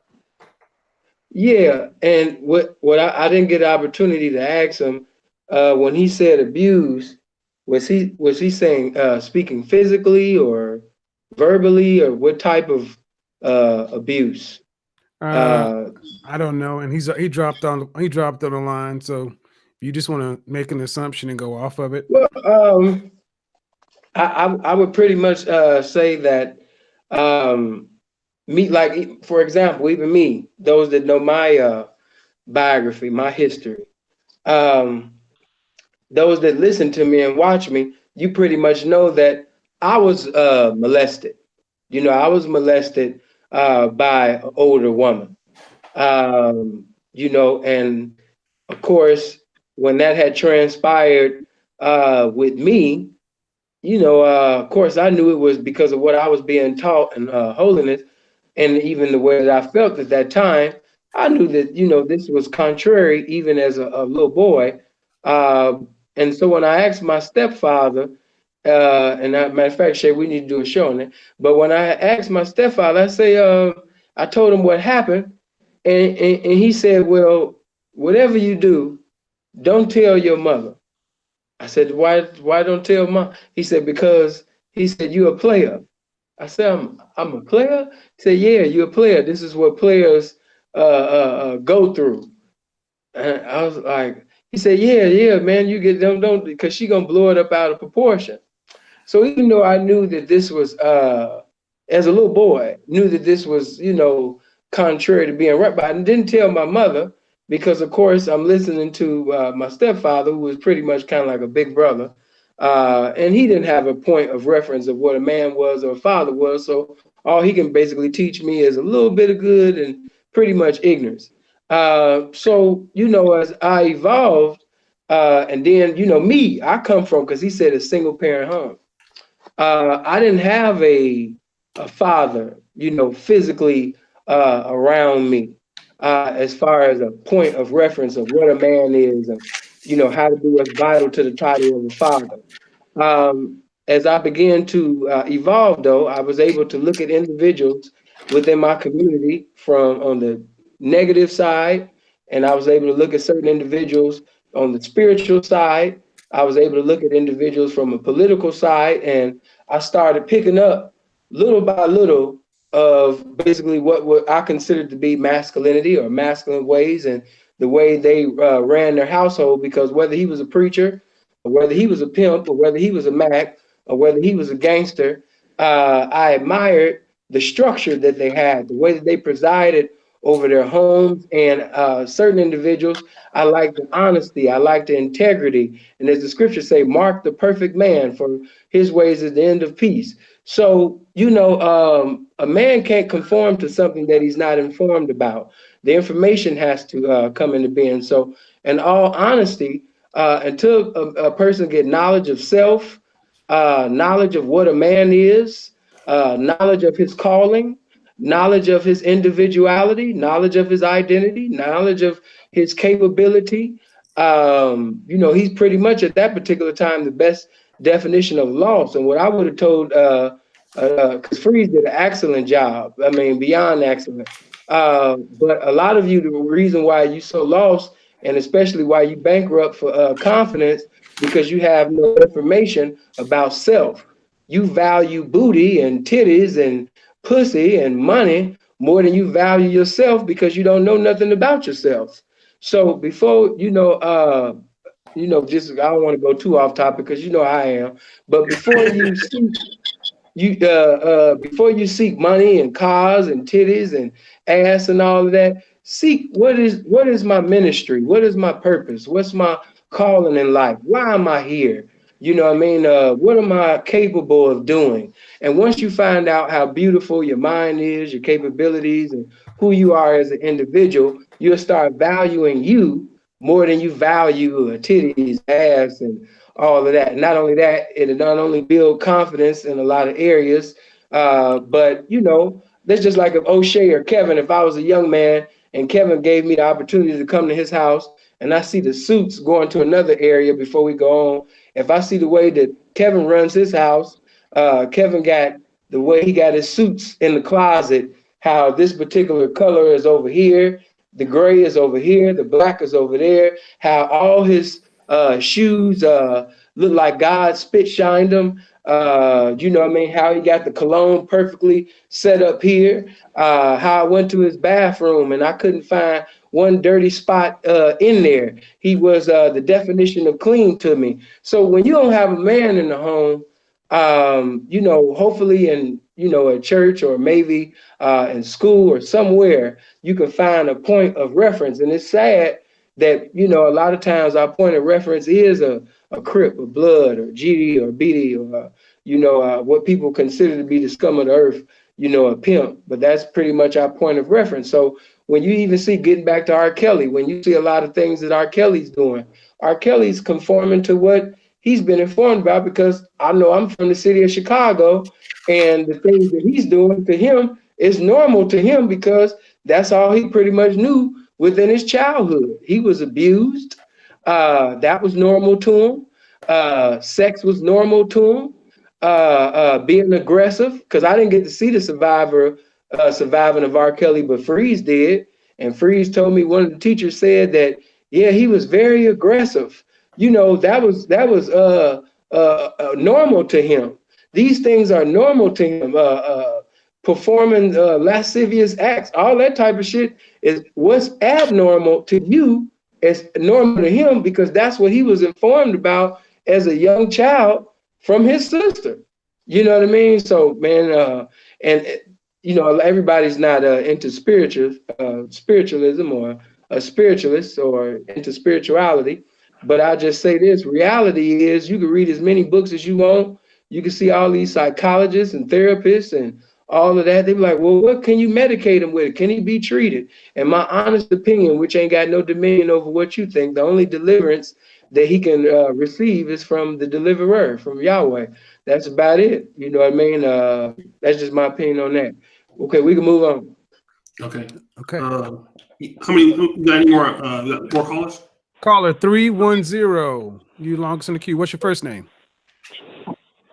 My name Will. How's it going? Good. What you got for us? Oh yeah, I want to hear Freeze real quick, man, because he made a good point earlier when he's talking about his high school experience with some of those girls, man. So I was going to reach out to him real quick about it.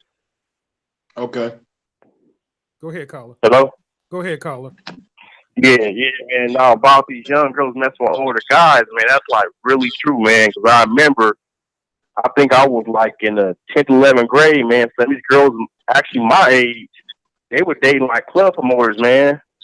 Their mamas knew about it, you feel me? So it was like, it was, I guess you could say it was accepted at home, you feel me? So some of the stuff I don't watch the show all the way, so I just heard these different stories and I saw previews, and it kind of makes you wonder, man, like, did these parents know, or what was, you know what I'm saying? It's kind of iffy.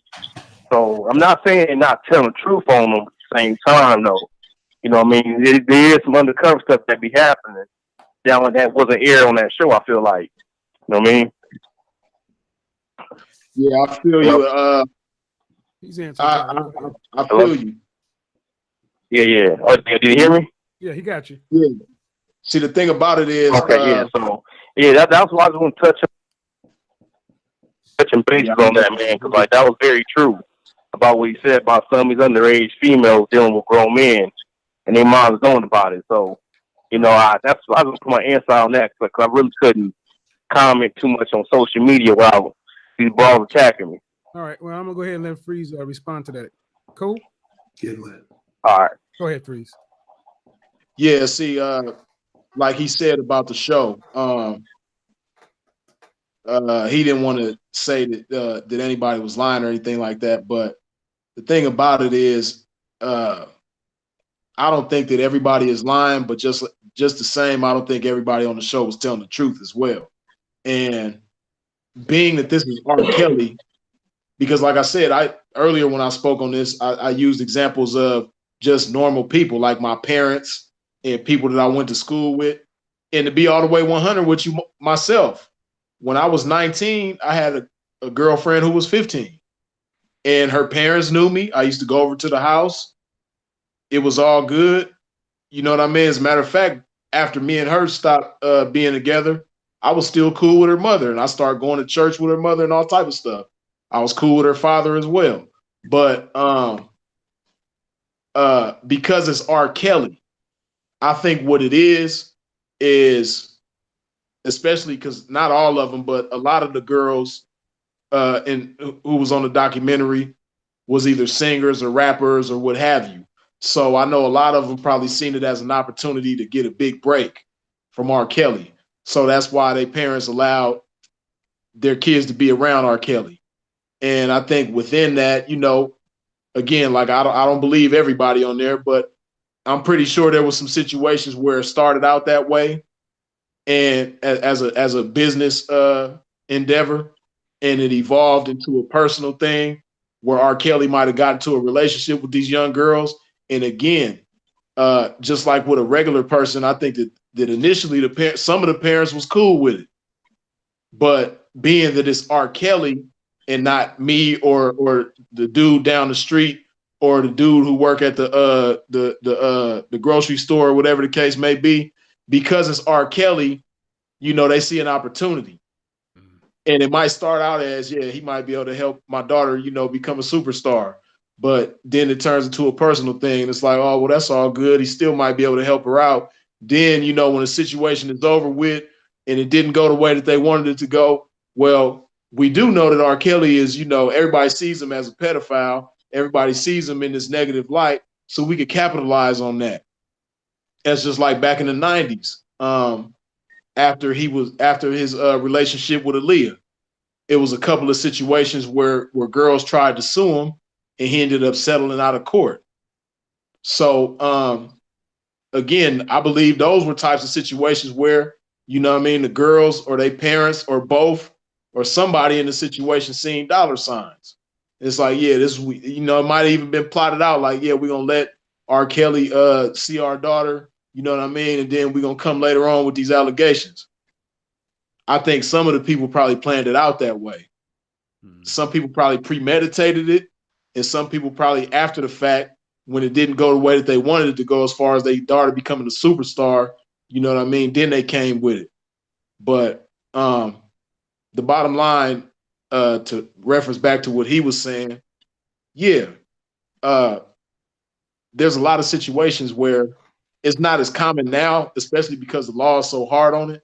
But back in them days, like a lot of the people that was on that documentary was seeing R. Kelly back in the 90s and the early 2000s. Back in them days, young people now, they can't really understand because they wasn't of an age to remember back then. But it really was a normal thing.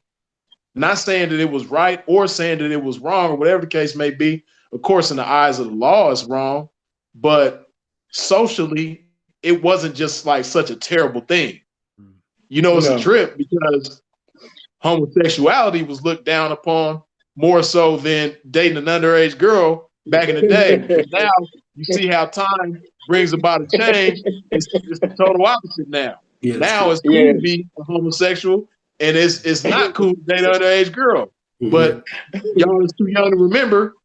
Back in the days, it was the complete opposite. Mm-hmm. Right, you couldn't be homosexual like that back in the day. Funny thing is, I'll be 50 in March. So I kept saying this in the chat room. Teenagers is a 20th century invention. You used to go from being, 10, 11, 12, 13, 14 to wife. I've heard so many of the same stories. Somebody said their mom and their daddy got married younger. Their grandparents got married younger. And because we come from around the same time frame, I remember being in high school and them little sophomores getting in the cars with, 19, 20-year-old college dudes, and it was nothing. The principal, I went to a Cosby-like private school, and they had the college boys coming to get the 11th grade cheerleader. And like you said, we'd have done a flip in 20 years. I know it's hard for a lot of people to hear this, but this is where we come from. Mm-hmm. So I remember it. We got a couple of more calls in the queue. Okay. Let me go ahead and answer. No, yeah. We'll go ahead. Wait. Go ahead, Sinful, real quick, and then we'll go to the calls. Go ahead. It was. Oh, let me just say this: when you really sincere about, doing something against pedophilia or pedophiles, can't nobody buy you. Okay, if this is my daughter and she was raped or manipulated into doing something with this older guy, and he did some pedophile shit with my daughter, I'm not thinking about no money. And I know that everybody's circumstance is different, but even if we were broke, I'm not thinking about no goddamn money. You know what I mean? And let me separate, let's say some real shit. I know everybody ain't gonna agree because I could tell that majority of the people in the comment section is some weird, they got a bunch of weird call the police signs in the window. But if you raped my daughter or did anything to my daughter, I'm not going to the police to seek justice. Okay? I'm not going to wait on a judge to give me a verdict or, to give me a conclusion that I can agree with. No. If something transpired with my daughter, why would I wait on a white judge to give me justice for my black daughter? I'm going to sit up there and take matters in my own hand, because chances are that he's not going to sit up there and give me what I desire in jail and prison. I've been in jail and prison. And to me, jail and prison ain't doing nothing but saving a motherfucker. You know what I mean? If he got that sick demonic spirit in him to do something, you know what I mean, to children.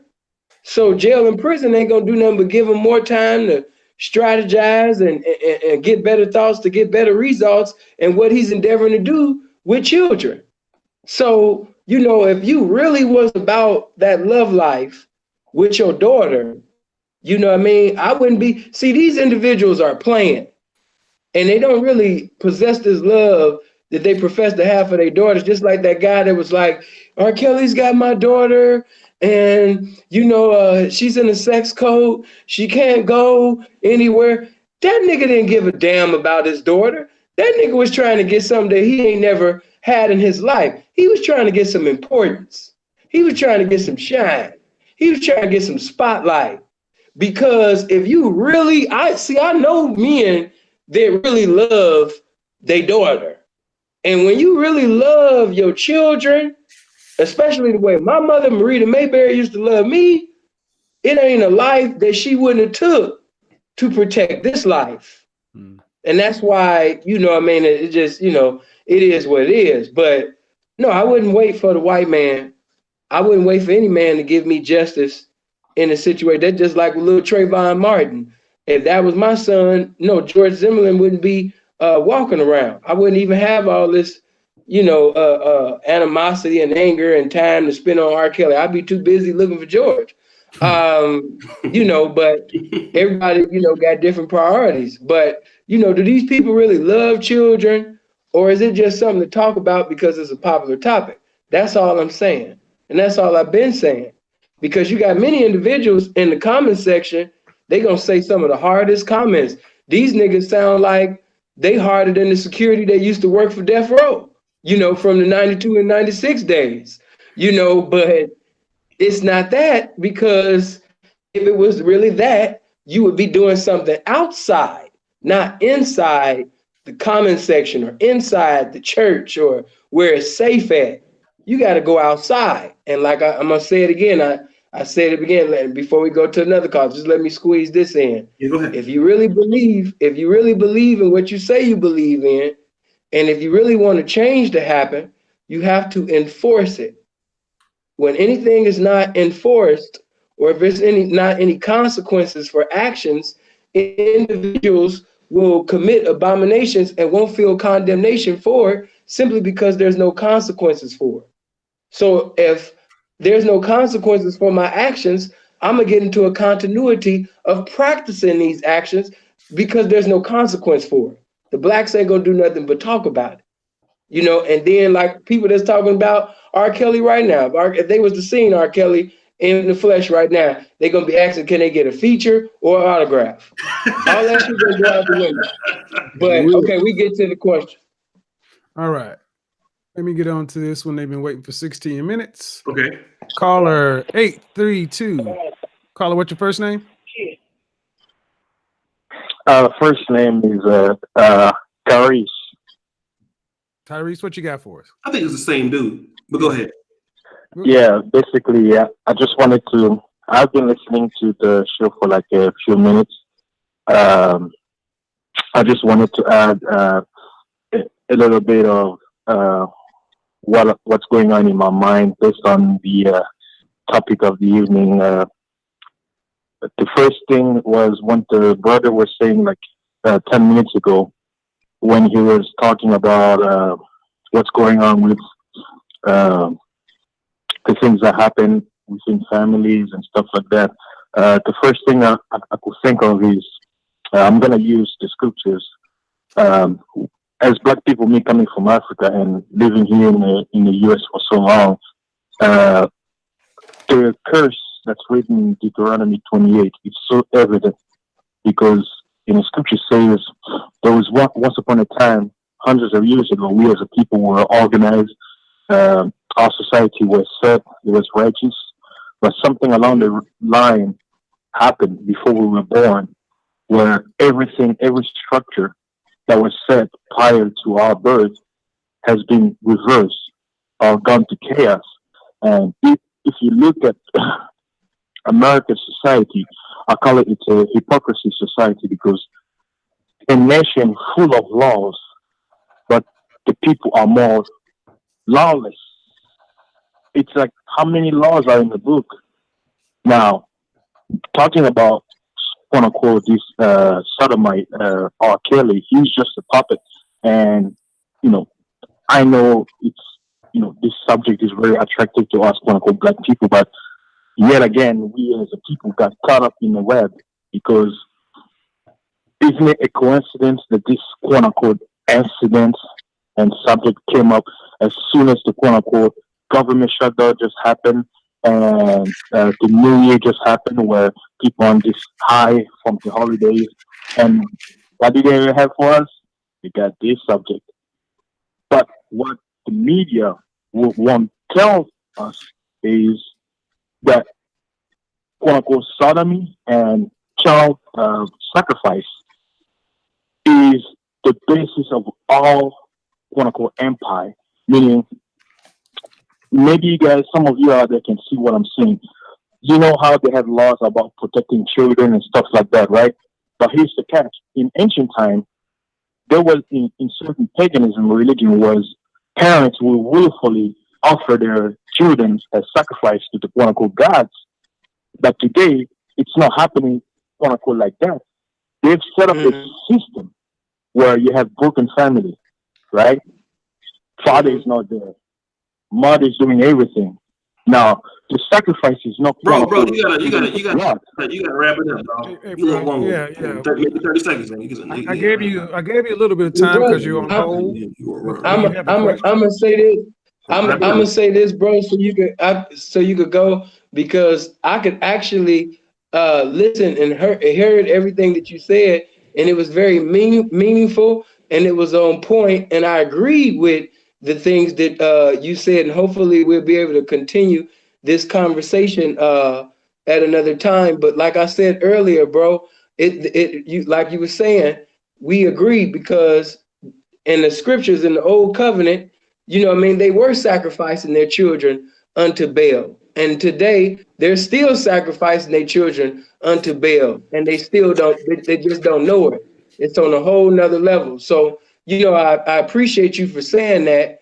And you see what I see. And that is true. The word is true. Blessings. Shalom. All right. Caller 910. Caller, what's your first name? Chris. Chris, what do you got for us? All right, man. Look, I just wanted to say this. When I was in high school, I heard a lot of girls who went out with these dudes that was like 25, 30 years old just because they're drug dealers. And their mom knew about it. The whole block knew about it. You know what I mean? And I'd be like, you young, you my age. That's what you doing following him. Well, he got money. You're a dope boy. And it was normal.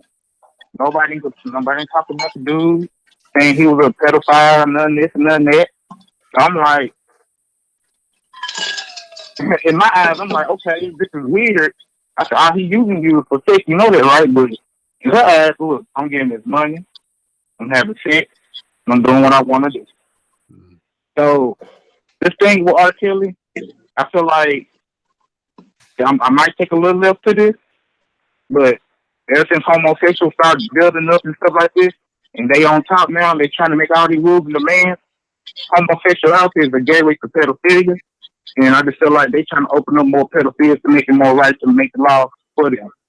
The reason why I said that too, because it was an 11-year-old boy that was at the gay club, and they was giving him money at the gay club. They bring him on to the Morning America.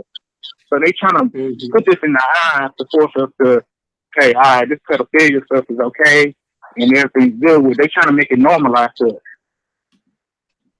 They want everything that's abnormal. They want everything to be that's abnormal to be normal. And these young males that don't have black men in the homes as a father, they basically are being raised by, as I like to say, BET, MTV, and VH1. And when they look on VH1, they either seeing some homosexual or some science project that they call a transsexual, or some guy, you know what I mean, that's so goddamn feminine, he let some handsome woman talk to him any goddamn way. So, these young guys, man, as the scriptures say, each generation shall wax worse and worse. And because they controlling the narratives, they able to produce more homosexual and feminine representatives because they in control of the narrative. They in control. They the powers that be. They control these platforms and things like that. Even RuPaul now, he got a show. Then when they do Love and Hip Hop in Miami, they got all these male Jezebels on there, and it's becoming normal. Now, the world is more outraged with a guy being with an underage girl than a guy being with an underage boy.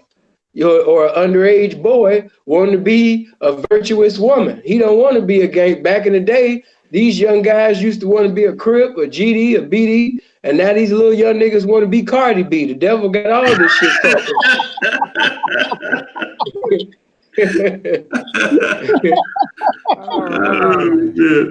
All right. What do you say about that, Freeze? I'll go to the next call and we'll go to Freeze. Go to the next call. Caller 718. Caller 718. What's your first name? Hello? Yeah. What's your first name, caller? Asante from Chicago. Oh, okay. Hello? I couldn't. Go ahead, man. Go ahead. Couldn't hear you. Go ahead. Cool. My name is Asante from Chicago. Yeah, I want to ask on basically, let me put this in perspective. Yeah, the whole selective outrage, I can agree with our Kelly situation. And I believe that this is used towards a positive output, as in, it can use this as momentum of things to help purge the community of other pedophiles, whether it's entertainment or within, like, how you put the perspective. With that being said, I want to ask, what should basically Bro, everything that you saying, hold on, bro. Everything that you saying is the best definition of important, and we all want to hear you. I especially want to hear you. But right now, you sound like you in the basement talking in the Foot Locker shoebox.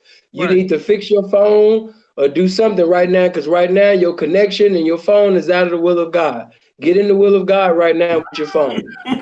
Yeah, if you're on a Bluetooth or something like that. Yeah, if you're on the Bluetooth or on the speakerphone, just go ahead and get on your regular phone. I'm gonna go ahead and put you back on.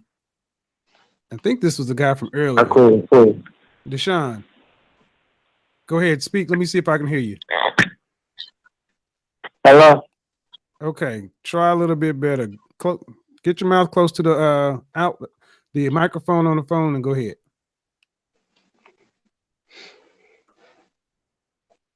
Deshaun, go ahead. All right, well, he dropped. All right, go ahead, guys. Well, what I will say is I got 8% left on my phone, and that's a long time on this Note 8. You know what I mean? On the 8% on the Note 8 phone, shit, that might be like 20 or 25 minutes, man. I don't know, but I'm just letting you guys know, you know what I mean, that I only got 8% left, and I've been enjoying this. I appreciate O'Shea for giving me the opportunity to come on here and fellowship with my brother. As y'all know, those that watch my videos or seen the video that I've ever done with O'Shea, we got great chemistry, and with Freeze, it's perfect chemistry because we pretty much represent the same thing. And not just that, you know what I mean, we pretty much cut from the same cloth. And again, I want to promote Kev and thank Kevin for coming on, and because right now O'Shea is a novice with the beautiful equipment that he got over there, but he gonna get it together and be cold with it. You know what I mean? Amen. Everybody point your finger at O'Shea and say, Lord, enlarge his territory, bless him right now. You know what I mean? In the name of this game, we believe him right now. But as of right now, while he don't got the game on how to use the things that he has over there, we appreciate Kevin, man, for coming in here clean as hell, you know what I mean, with all the equipment so we can listen to all of the callers with their important thoughts. Because whether you agree with us or disagree with us, you know, some of y'all was petrified, you know, by us. The temperature was a little bit too hot. You know what I mean? People was acting like they was going to call in. I was waiting for them to call in. I was waiting for them to call on, get on, but they didn't get on. They just wanted to stay in the comment section, you know what I mean, and be cute. Blessings to ABL.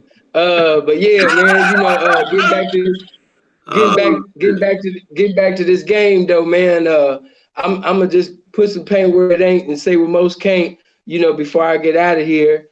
I want to say that this was not, the things that were said was not to justify anything that R. Kelly has done or anything that R. Kelly is doing. I'm not a spokesman for R. Kelly.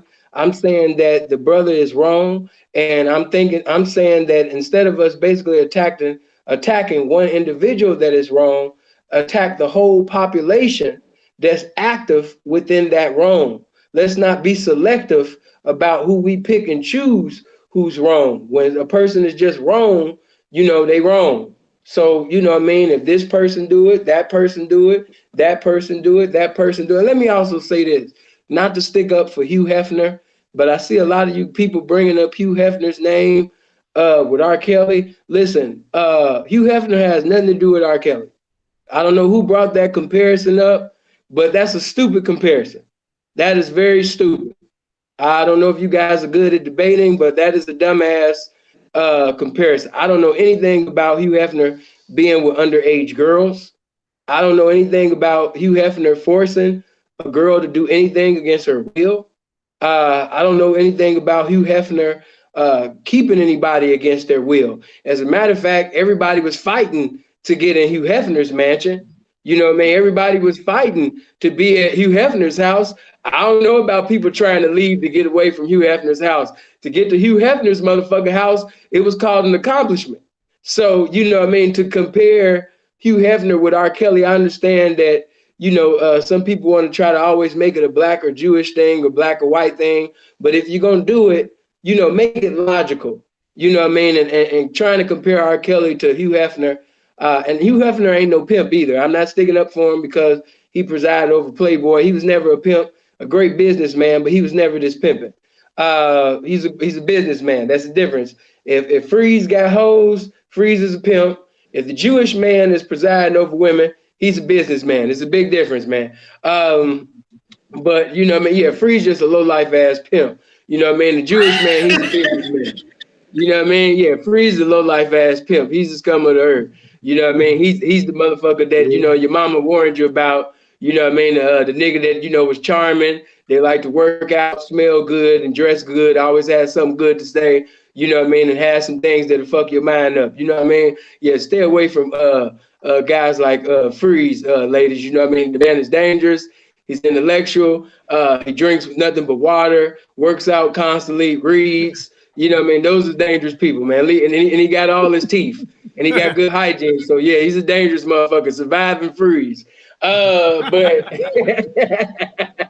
hey, as a matter of fact, y'all look out for my video called Surviving a Broke Bitch. Yeah, y'all look out for my video that's going to be coming up. I got videos coming out. I'm gonna have Surviving a Broke Bitch, Surviving a Punk Faggot Ass, you understand me, maggot bitch, Surviving a Disobedient bitch. I'm gonna be one of the survivors on there, like I mean, so hold on, bro. Hold on. So she was with you for 4 days. How much money did she give within 4 days, Freeze? She only gave me $74.50. and that went towards the room for the first day. So for 3 days, I couldn't even eat. And I was pimping my ass off. I was pimping so hard. Okay, let me ask you something, Freeze. while you had this particular bitch? Was you able to get your car washed? Was you able to get your nails manicured, your hair cut, buy anything of value or anything while you had her? Man, I came out the room after we got kicked out, and I came to my car. You know what I mean? And somebody had put "Watch Me Pimpin'" on the side of the car in the window because it was so dusty. Watch me pimpin'. Like they noticed the pimp's car and they put "Watch Me Pimpin'" on there. And I'm looking at this bitch like, you see this shit? Like, damn, bitch, I want to get my car washed. My nails is looking a mess. I need a haircut. Come on, bitch. But she just insisted. Wait, ABL wants to call in. ABL wants to call in now. Man, I'm on 3. He gonna wait till I'm on motherfucking 4% and shit. These niggas think they slick. Now they want to come. That's the whole move. That's the whole move. These niggas is doing whole moves, man. Niggas gonna wait till a nigga ain't got no juice on the phone and sitting up there talking about to call in. No, that nigga can't call in. You know what? What that nigga, hold on, what that nigga Blueface say? On the dead lokes. No, he can't call it.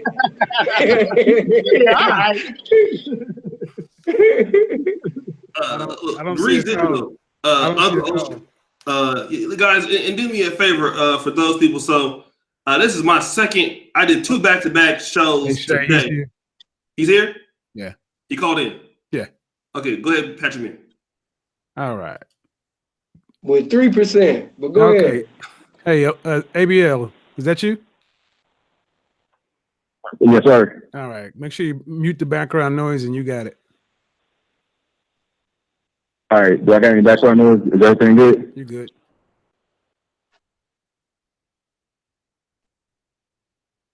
Okay. Kev looked like Kev. Kev, you muted yourself. Yeah, go ahead. Everybody's good. Go ahead, ABL. All right. I can't hear them. I can hear you, but I can't hear them. They haven't said anything. Can you hear me? Can you hear me now? Okay. So, yeah. All I wanted to talk about was a comment I made earlier about the lying.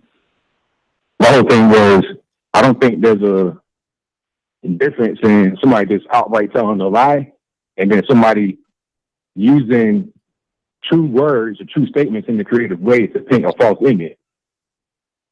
So how does Simple feel about that?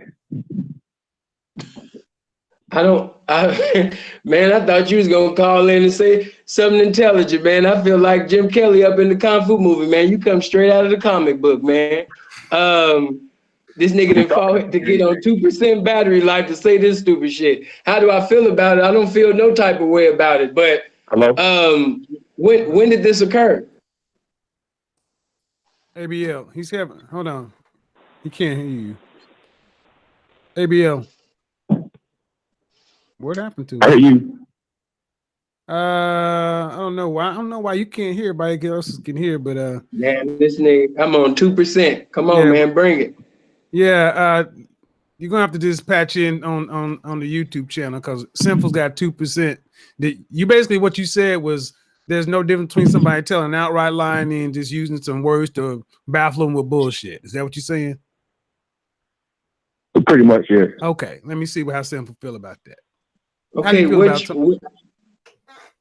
how do I feel? I don't have any feelings towards it, but I'm asking what compelled him to make this meaningless, statement. Yeah, what made you think about making that statement, man? What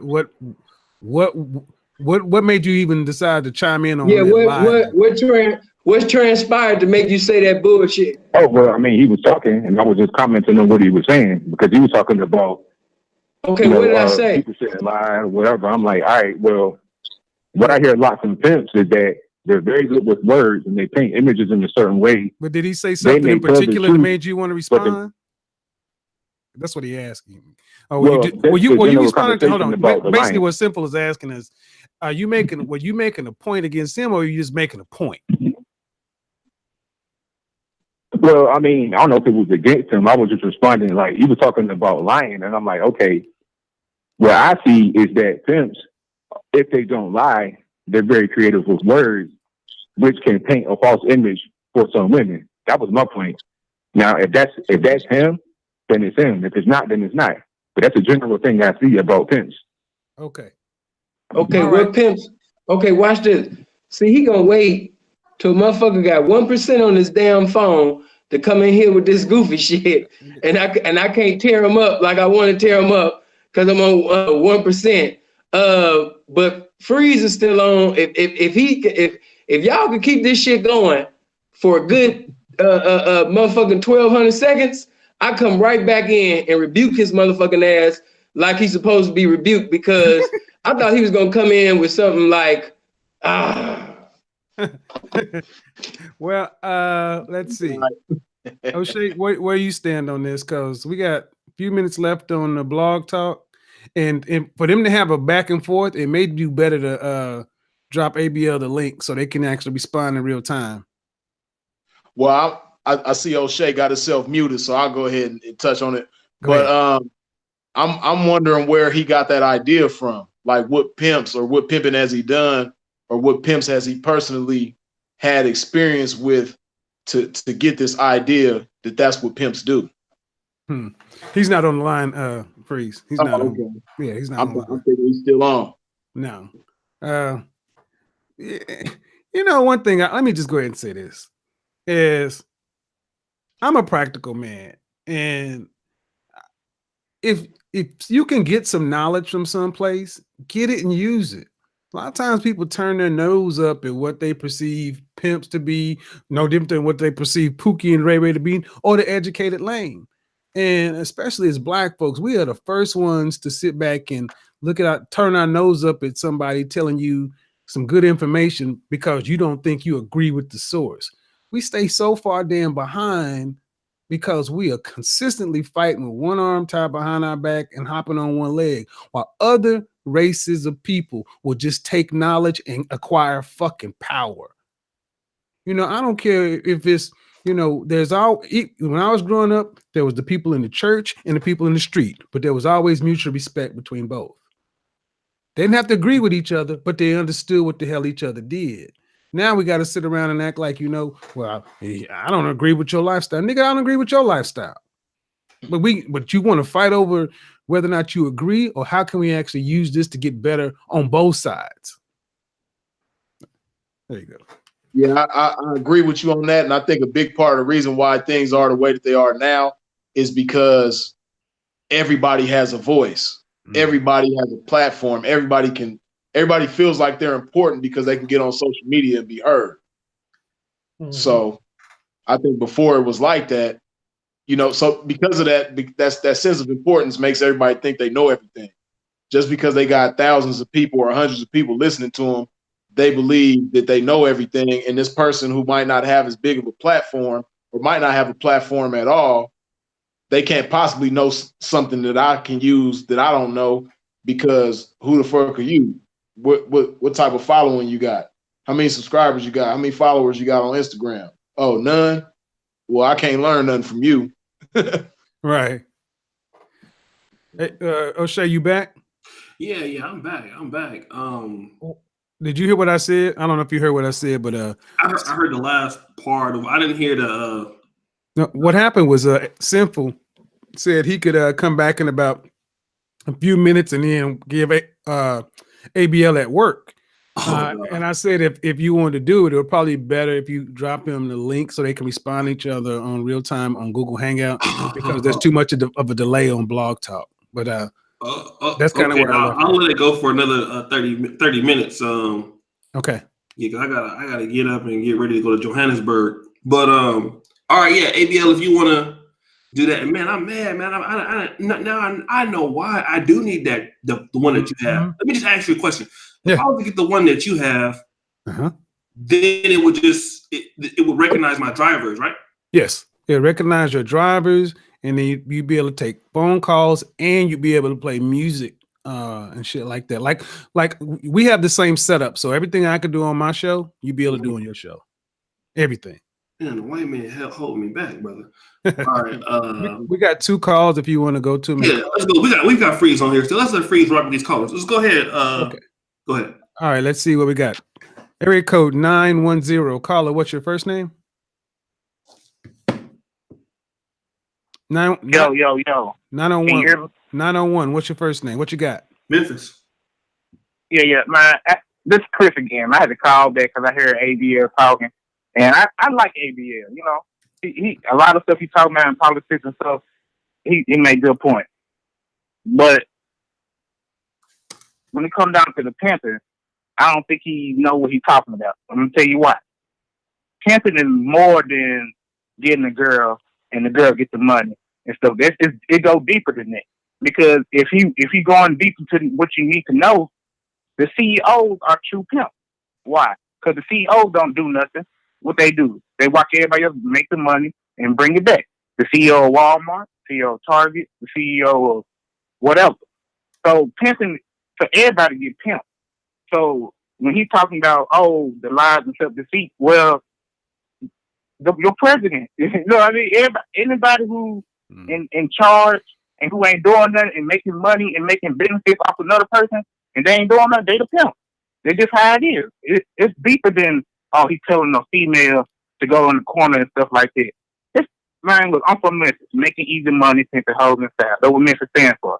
Now look, it ain't that hard to get a female to say, hey baby, look, you get a job at FedEx and you give me your check. That's sign of a pimping, but at the same time, I'm not having her on the street. You see what I'm saying? It's different. I can get her to say, hey, fill out this loan and put a house on your loan and get it to me. And I tell you how to multiply and do what we're going to do with it. I mean, my thing is this. Pimping is way deeper than what he's thinking in his head. That's all I'm saying. All right, Chris. Go ahead and put you back. Yeah, what you got about that, Freeze? That's true that what he's saying as far as pimping being deeper than what the ADL dude was saying. But where he's going wrong, what he was with what he just said is that the pimping don't do nothing.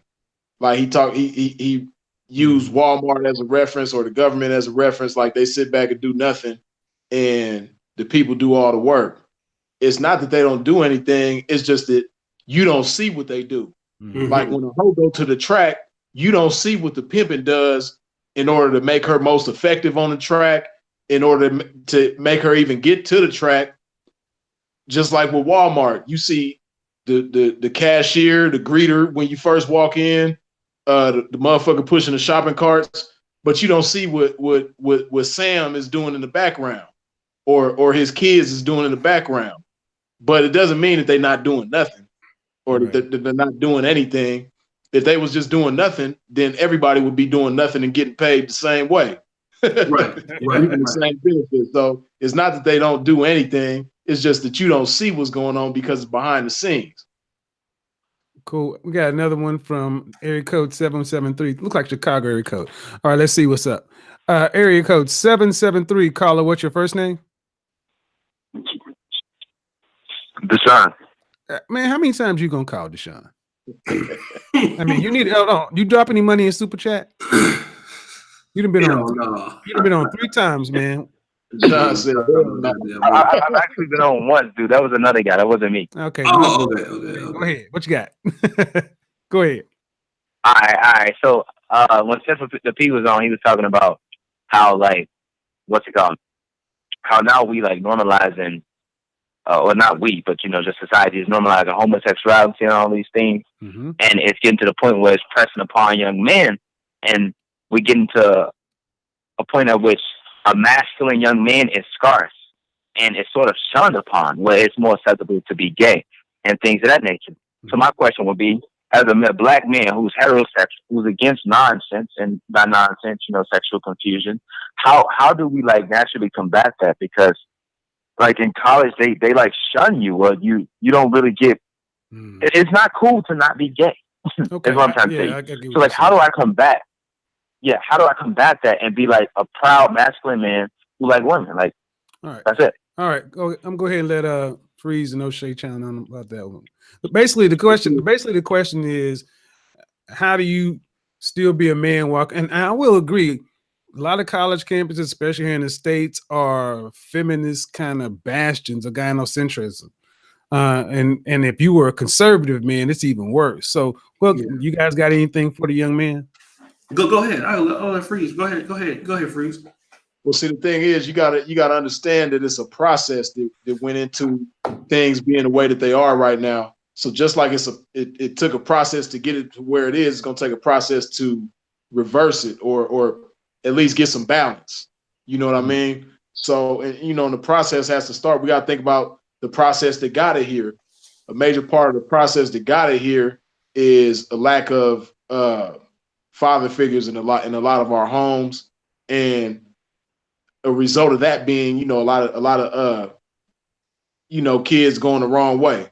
And here you have it, all of this confusion, as you say, being the case right now. So the way that we combat that, ultimately, it's not going to be an overnight thing, but we have to, and especially people like the people who have the biggest influence, which obviously are entertainers and things like that. We have to figure out a way to make it cool to be a father. You know what I mean? Because it's fucked up, but in the urban community, it's cool to be, a paper chaser or a quote unquote go-getter. It's cooler to be that than a father. You know what I mean? And a lot of cats will give the excuse like, yeah, I didn't spend as much time with my kids as I wanted to because I was out, trying to make money to take care of them. And yeah, that's understandable. But when that child is grown and you realize how many moments you done missed out in that child's life, say that, and you think about things in retrospect, you'll start to realize like, damn, yeah, I was making money and I was able to, my kid was able to reap the benefits off of that money. But if I could go back and do it again, I'd rather, tighten my belt a little bit and spend more time with my kid as opposed to chasing this money. And if more of us develop that mentality, those of us in the urban community, that'll start the process of combating what it is that he's saying that he's dealing with. You know what I mean? What a lot of us is dealing with. You know one thing I would tell a young dude, because he mentioned college campus, and what Freeze is saying is right. It took a ways to get here, and by the time we fix it, your ass is gonna be 30. What you need to do, man, is you need to put your head first off. You sound like a smart brother. Learn how to be happy with being correct instead of needing to be right. Look, you can be a red pill. You can talk about feminism and MGTOW. You're just going to get beat down on these college campuses because you're outnumbered. They're going to drag you down to the level and kick your ass with experience. Don't go in and looking for arguments. It's not selling out. It's keeping your peace of mind. Go over to this athletic side of the dorm where the football players are. More men over there. Go into, even whether you like it or not, fraternities. Go into more male-dominated spaces and just enjoy your little time there, or even off the yard. You're not going to change a university or college to make it be back what it was 50 years ago. And that ain't why you're there. You're there to take care of your business, take care of your purpose.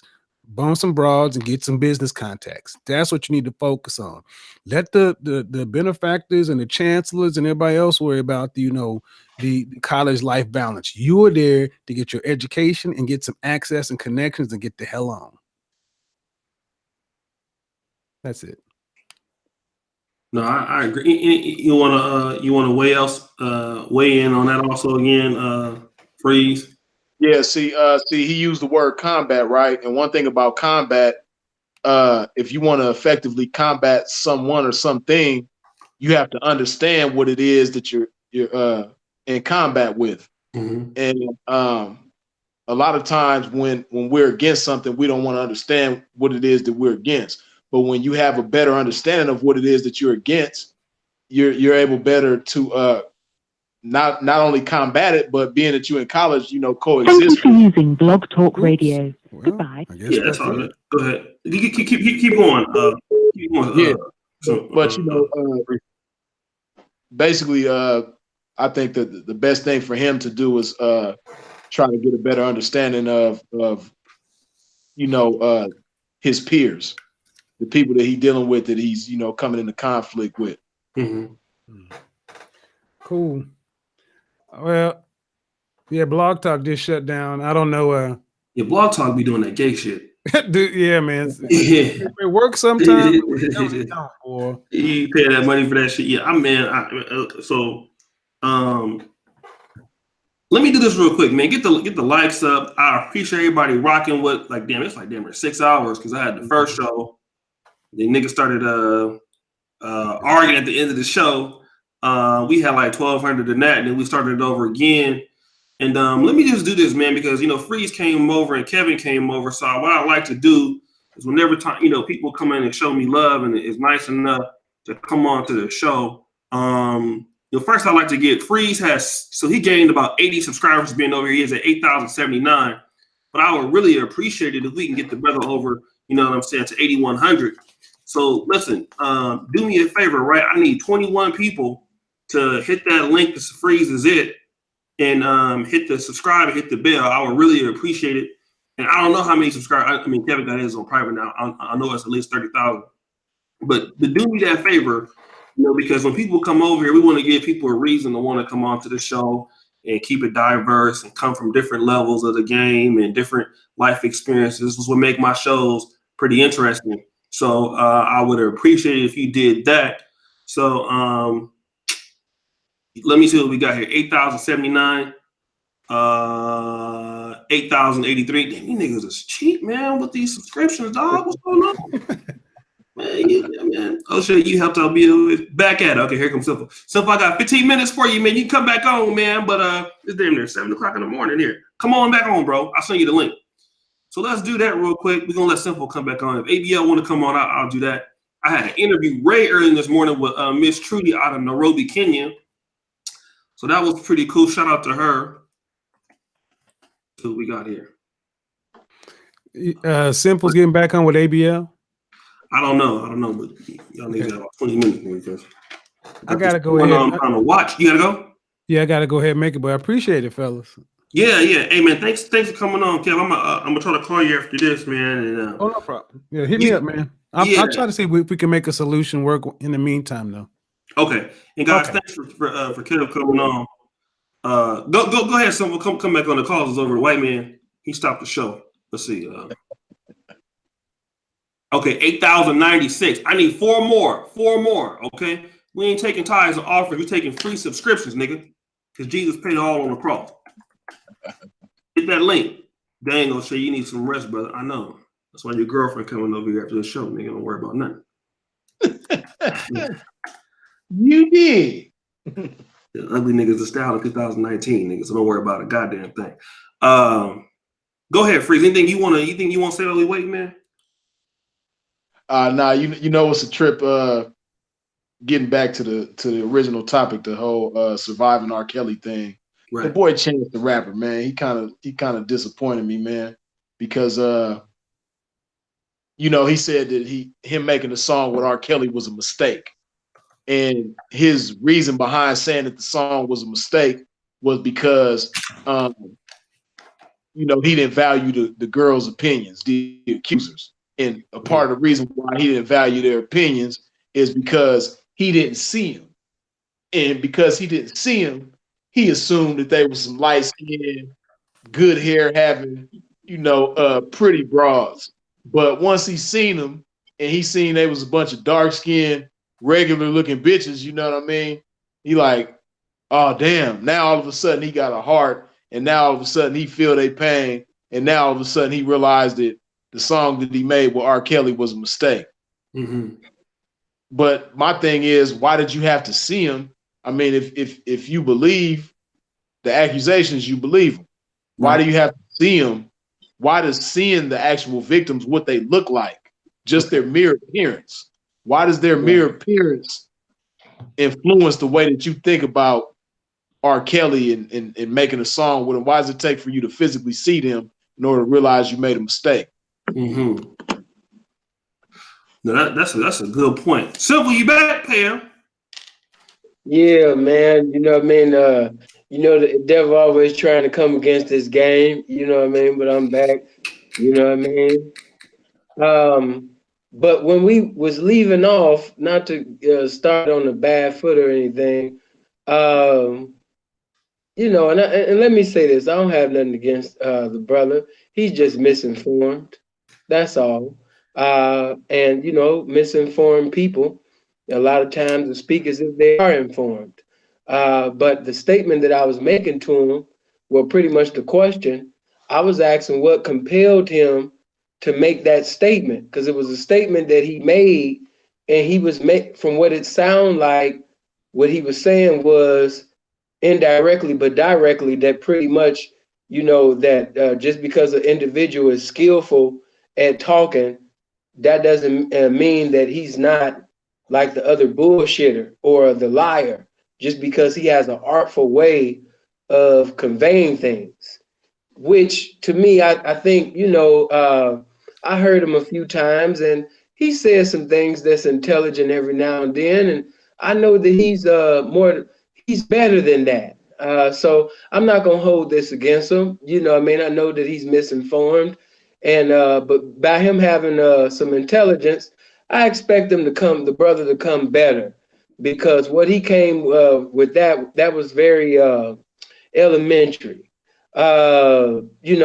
Because I didn't say anything that was skillful or artful. All I simply said was be the truth in everything that you do. And you could basically keep yourself out of a lot of situations, such as incarceration, or just bad circumstances, period, just by telling the truth. Because I know a lot of individuals that lied and manipulated, and they conned their way, to what they thought was the top, but it didn't last long. So I done seen con men fall. I done seen liars fall. I done seen individuals that had artful way of telling things fall. You know what I mean? But one thing about them truth tellers and them individuals that's the truth, when they lose money, when the women leave, whatever circumstance they in, they still get respected, and the game always replenish them and renew them and put them right back where they need to be or further. And the women that they had desire to come back. Why? Because the man is still intact. He's still the truth. See, the liar, the con man, he got all them things by lying and con. Freeze know what I'm talking about. It was one individual in Vegas. He had everybody food. He food people, and he had got a mansion home. He had got 2 Porsches. He had the S550. Man, he had everybody really food. And then once the jig was up, you know what I mean, didn't nobody want to fuck with him no more. Now he done went from mansion living to hotel living. So no, we don't want to go that route. We don't want to tell lies and all that. We want to be the truth in everything that we do. So that's simply what I was saying. I don't know why anybody would want to even debate that, but I know a lot of times, when an individual see somebody representing this pimping or representing this game, they want to sit up there and scratch at the surface and things like that, because a lot of little nerdy little dudes, man, they think that, they ready for the pimping just because they done battled some other little chronic masturbator or loner. They think they ready for this pimping. You know what I mean? Like, see that egotistical spirit to deceive you into thinking that you're ready for the pimping, man. You know what I mean? But as the scripture said from the beginning to the end, be not deceived, son. Be not deceived. Because I done met a lot of little knowledgeable guys. The people that y'all think that's powerful and knowledgeable, when it comes to this pimping, man, you have to understand. I come into the conversation, I already know that this guy's a trick, or this guy, is beneath me because I'm coming with the game. You know what I mean? Period. So, I always know that this man can have more money, this man can have more knowledge, this man can have cars and all of that. But a man that's governed by the game, he still see them individuals as pretty much what they are beneath him, because he's governed by the game.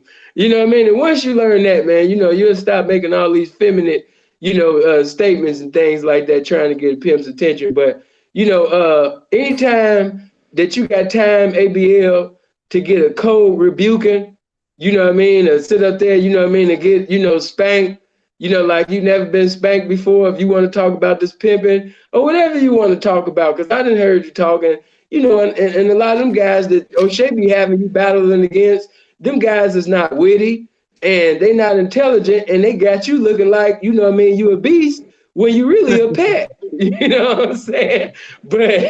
But you know, anytime bro want to set it up, you know what I mean, we could do this. You know what I mean? So just call them, you know, let them know like, man, I want to get my subscribers up. I'm ready, man. I want to go, you know, with the pimping. And if I got time on my itinerary, man, I bless you, man. You know what I mean? You know, I talk to nerds too. You know what I mean? This Oh is shit! the only channel where, I mean, because if you think about Sinful and ABL, their channels is way different. You like ABL got like, I don't know, like almost what 300,000, 200,000 subscribers. So this is the only where like a dude that's been damn near on Fox News and you know what I mean, been to the White House and shit can battle pimp. Oh Yeah, I don't care about none of that. You ain't gonna see that nowhere else in Black YouTube. What'd you say? Yeah, I don't care. Yeah, I don't care. I don't care about none of that. That motherfuckers been saying, "Sin, I want you to battle Brother Polite. We want to see Brother Polite. We want to see brother." See, these niggas is like hoes. They hear a word that they're not familiar with, or a guy speak on a subject they're not knowledgeable of, and just like a bitch, he just easily intrigued and all of that shit. You know what I mean? Not the pimping.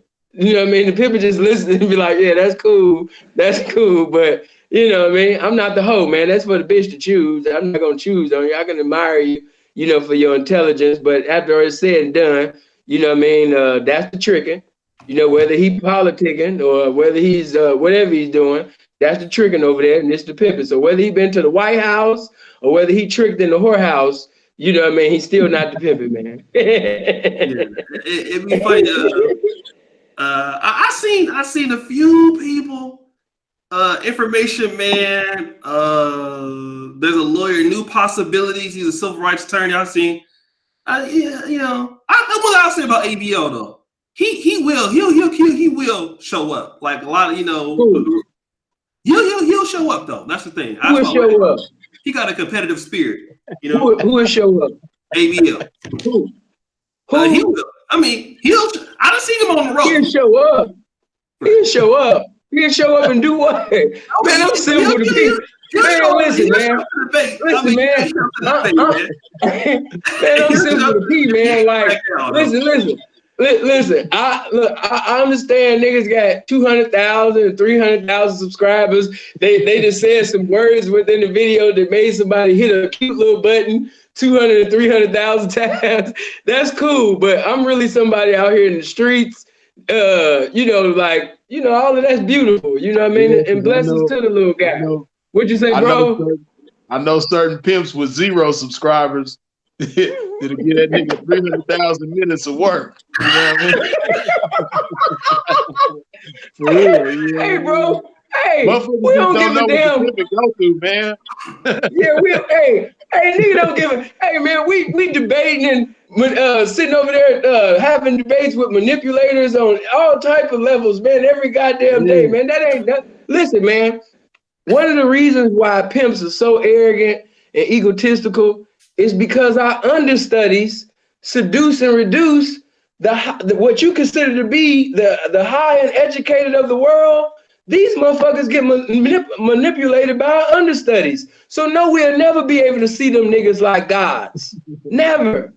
You can take a nigga that got 5 motherfucking degrees, and if that nigga get manipulated and seduced and reduced and broke for everything that he got by one of our understudies, why in the fuck would we see that little nigga as a god?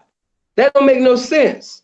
So, you know what I mean? Pimps, man, you know, it's more than just money and materialistic thing, because tricks got more money than pimps will ever have. You know what I mean? So you could be a fake motherfucker and have some goddamn money. You could be a fake motherfucker and have subscribers and all of that shit. So, you know, all of that shit is just impressive to another motherfucker that ain't got no importance. You know what I mean? But yeah, he'll show up and he'll get shut down like any other motherfucker that I just shut down, you know, in the pimp game, outside the game. Freeze to see me sit up there and get worked the squares, and you know what I mean? We'd have been out in public, man, in bars. I didn't talk to, you understand me, white motherfuckers, you know what I mean, with nice little careers and shit, any kind of way, man. That shit don't mean nothing to this goddamn pimping, man. Them niggas are squares and little tricks, man. You know what I mean? After the motherfuckers sit up there and say all these little 15, 20 little words, they about to work their ass off or get them little money that they about to get from their little job. And like I tell these women,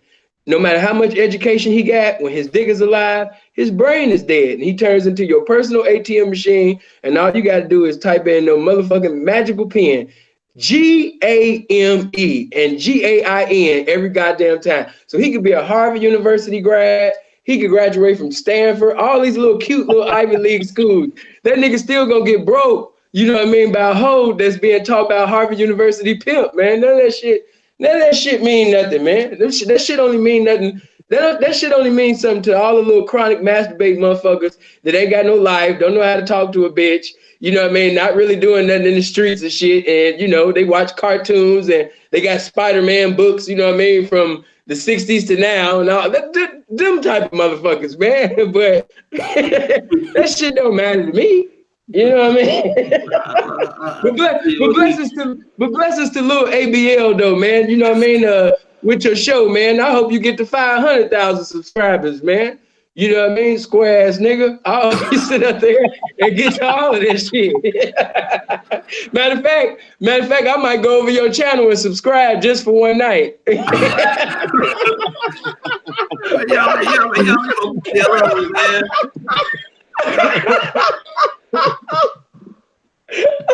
Just for one night, though. Don't push it. Don't try to get two out of a pimp. Just for one night, though, man.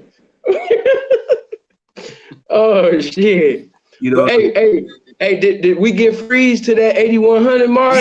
Yeah. We got him to. And did we get my brother O'Shea? And did we get O'Shea part 1 to 1,000 likes? None of them niggas ain't.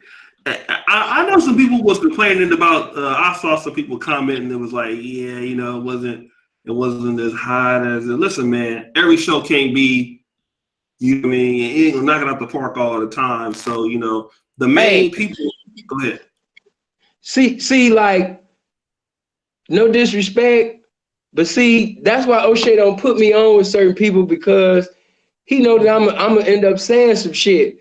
You know what I mean? Because and shouts out to that nigga Superfly, man. You know, Superfly, one of my motherfuckers subscribe. He watched my shit, and that's why he told that Cynthia G bitch, shut up. Bitch, shut the fuck up. Bitch, shut the fuck up, bitch. That ain't my motherfucking, this YouTube shit ain't my motherfucking main motherfucking income, bitch. You don't talk to me any goddamn motherfucking way, bitch. You just a little Cynthia G, bitch. Bitch is Superfly. I said, go ahead, little nigga. Yeah. And see, that's what we need today. I loved it. You know what I mean? I love the man, you know, showing that dominion, man. All these little Peter Pan, you know what I mean? Because I ain't gonna lie, I love O'Shea, but a lot of people in O'Shea comment section, Sinetta comment section, it always got to be one of these old African booty tribe motherfuckers getting in the comment section and shit. Our black queens. This is O'Shea. You agree with this? O'Shea? O'Shea, you agree with this? You agree with this nonsense? You bring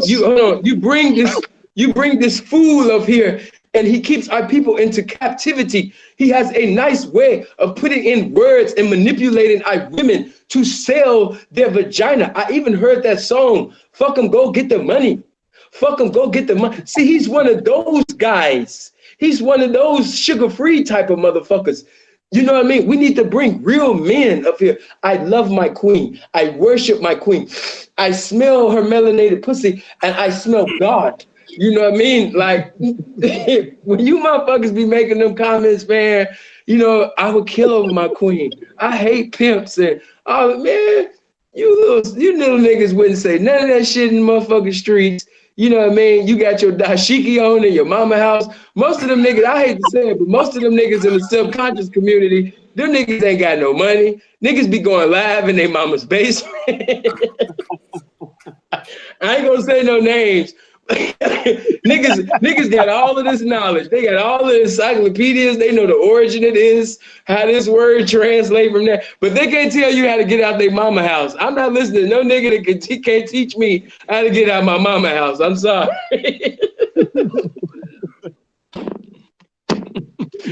Oh shit. Oh shit, like man, I'm taking this shit off, man. Yeah, These motherfuckers gonna get this channel. Man, you niggas in the first hour, man, y'all niggas said so much flagging shit, man. I'm like, oh, he said that. I was letting y'all rock. Then there was I've been a comment. seeing steam come from under your collar the whole time. Man, This motherfucker been steaming like. I was just sitting here, you know, because I wasn't gonna stop the flow, you know what I mean? But I was like,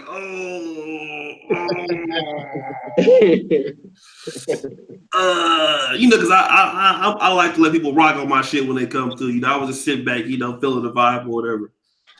But, yeah, next time, you know what I mean? We try to clean it up a little bit, you know what I mean? Make it a little bit more PG-13, you know?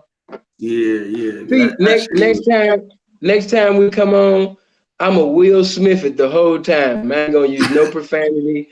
You know what I mean? I'm just gonna, you know, come on and, you know, clean it up, man. I just wanted to be in the raw, that's all. But, you know, next time, man, we'll clean it up and get a PG-13 version of it, man. It was just that part one to me was just so watered down. You know, everybody was agreeing with each other and singing Kumbaya outside and all of that shit, man. I wasn't feeling it.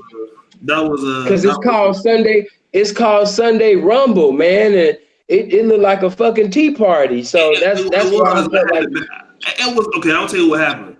So Cynthia was supposed to be Cynthia went live a little bit earlier. Because whenever she come on, it's gonna be some bullshit, right? And actually, every now and then I can stand it, like every 7 or 8 weeks. So then ABL was supposed to be here. Kev Mack was supposed to be here. I thought you was gonna be on there. So I'm thinking, all right, we got superstars lead up. We're gonna have all these heavyweights gonna come through, and it's gonna be just off the chain. Then she went live. Irene was over there. Nyla was over there. I'm like, damn, all them people are supposed to be over here. So then, I had the people that wanted to get on the show. And a lot of times, they just want to talk. So, you know what I mean? So I had my people on. They're good, but they just wasn't all good for that topic. And then ABL came on, Information Man came on. But by the time it was too late, and then towards the end, that's when it was getting out of hand. But if we would have had all those people up front, it would have been a good show. Like we would have had Jew Freeze, and then we would have had a little bit more, and it'd have been cool. But this is the first time I did a trending topic on the Rumble, so you know what I mean. So and George wasn't there, so I would love in the future if you could set it up some kind of way to have somebody like Irene debate somebody like Freeze. I really want to see more women going back and forth with men, but see, Freeze is more classier. He's more well spoken. Him and Irene, you know what I mean, to me, hit it off because I could see her making her little points where she think to be right, and instead of a motherfucker like me, they're gonna tell her to shut up, be quiet. You know what I mean? Freeze gonna sit up there with his fingers crossed and give her the game, man. You know what I mean? And so Freeze and Irene, I would love to see them debate. You know what I mean? I would love to see that, man. Well, Freeze, man, you always welcome, man. Whenever you want to come on, because I'd like to get y'all on the Hall of Game if I can get that. That'd be cracking. So, or have Freeze on a show with Donovan one day. That'd be cracking. And I know a lot of you guys that's in the fitness, because Freeze like to work out. I'm just getting back. Muscle got memory, so I got a little while before a nigga get cool again. But Freeze stayed on his shit. And then you got Alpha Male Strategies. It'd be good to see somebody like Freeze and Alpha Male Strategies, Donovan Sharp, even Steve the Dean. Who else is kind of like Alan a man? Roger Curry. Alan Roger Curry. This is, and see, I like shows like that because it pushes masculinity to these young males. Everybody that I just named, got some little masculine ways about them. They don't see eye to eye on everything, and that's good. But they still got their little manly ways about them. And when the young people want to learn about the political shit and and learn how to go to the library and all of that, they can watch ABL. But as far as working out, and being masculine and things like that, and looking strong, you know what I mean, and hitting the iron and all of that, you know what I mean. Them guys that I just named, they some good people to listen to. Like I said, Steve Dean and Alpha Male Strategies, they don't see eye to eye on things, and that's good. But to you young guys, that don't want to be pimps, I don't want you to be pimps. We didn't say these things to encourage you to be in the game and just to let you be known. Because I was here and seeing individuals, are they really pimp? No, you know what I mean. It's all for YouTube. I just be saying things. I just be saying things to promote laughter, and everything that you hear me talk about this pimping is false. If you ever heard me talking to a woman or something like that, I paid her to say those things. You know what I mean? Those are that's my girlfriend, or them not my girlfriends and shit. And we just acting. Freeze, he's another actor. He's a rapper and he's getting ready to be in the film and all of that. So we just some good, you know what I mean, well-mannered young men that just be talking about things, man, that we never done, man. You know what I mean? So it is what it is. Go ahead. Go ahead. Go ahead, bro. Nah, I just I really appreciate being on this platform, and I wouldn't mind going at it with the people that Sinful name. You know what I mean? That'll be interesting. That'll be cool. You know what I mean? Yeah, it'll be interesting. Go ahead. I'm gonna keep it classy when I get on there, so it'll be all good. It'll be interesting because normally Sinful The P don't really interact with other YouTubers on panels. He did.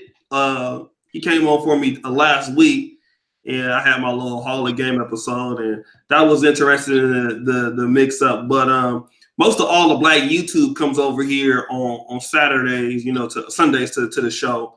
So all the big YouTubers, they just come through over here, and the ABLs and Cynthia G's and Phil from that vibe, he'll be over here. Sometimes Tommy Sotomayor will be on the show over here. So it'd be good to get the mix up on, but I gotta go. I'm gonna go. You niggas gotta. You said Saturdays, huh? Well, Saturday we got the little Hall of Game thing, and Sundays. I mean, I got shows going on throughout the whole week, but it be cracking on here. Man. I don't even have time to do my individual shit because it be cracking all the time, man. Over on this channel. I mean, it used to crack a little harder. You know what I mean? Like about 3 months ago, we was getting like 1,500 people watching live, or 1,700 sometimes.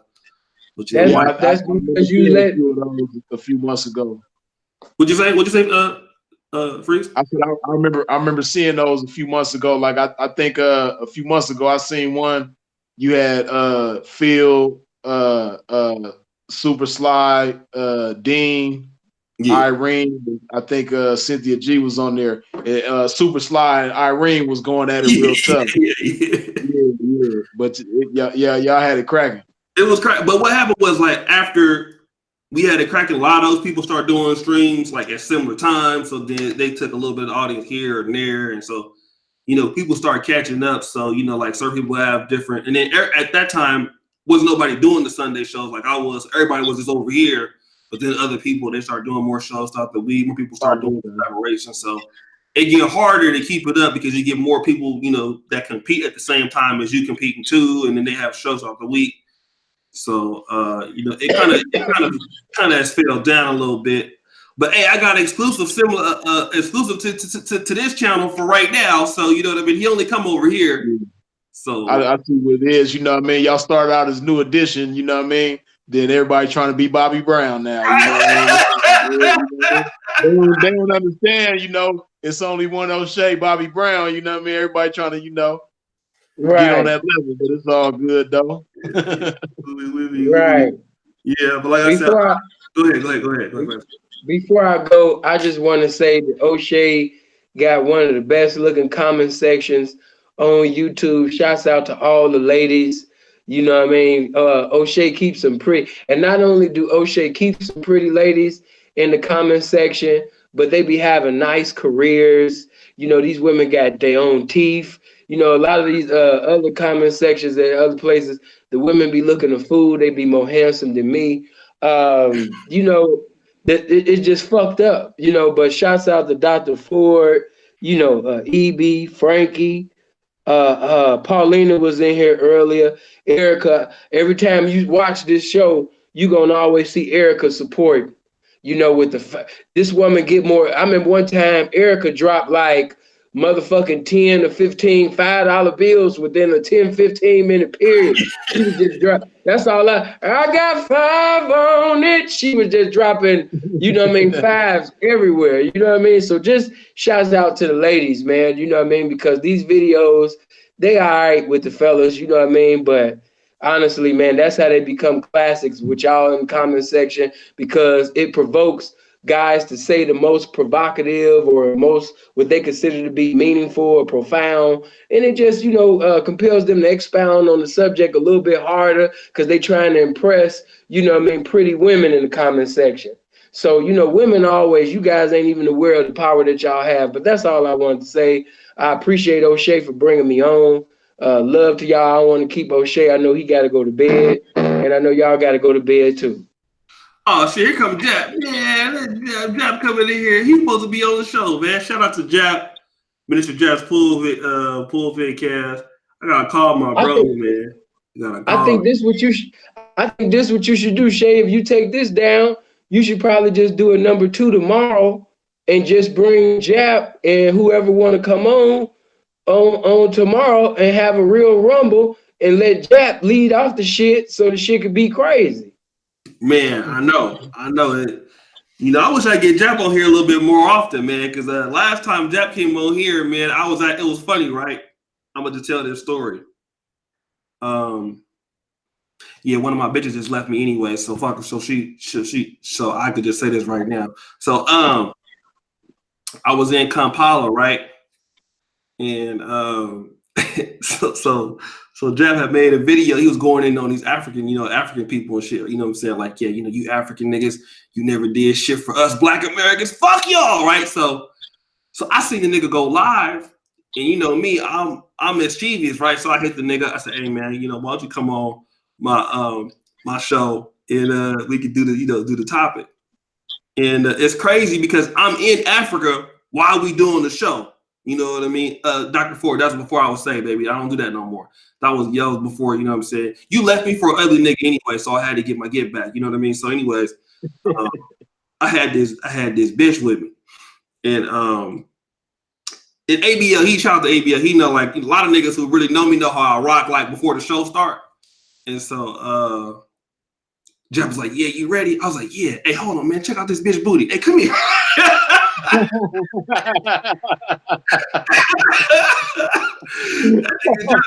That nigga Jeff was like, damn, the African bitch thick as fuck.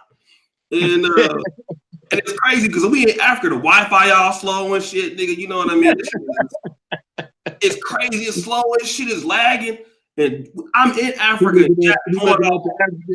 He looking at the African booty in 3G, huh? Yeah, nigga. It was and we in Africa, he talking shit about Africans, nigga. And it's funny because I'm there, and the girl just listening to him like, is this how you feel about us for real? Is this what you're saying?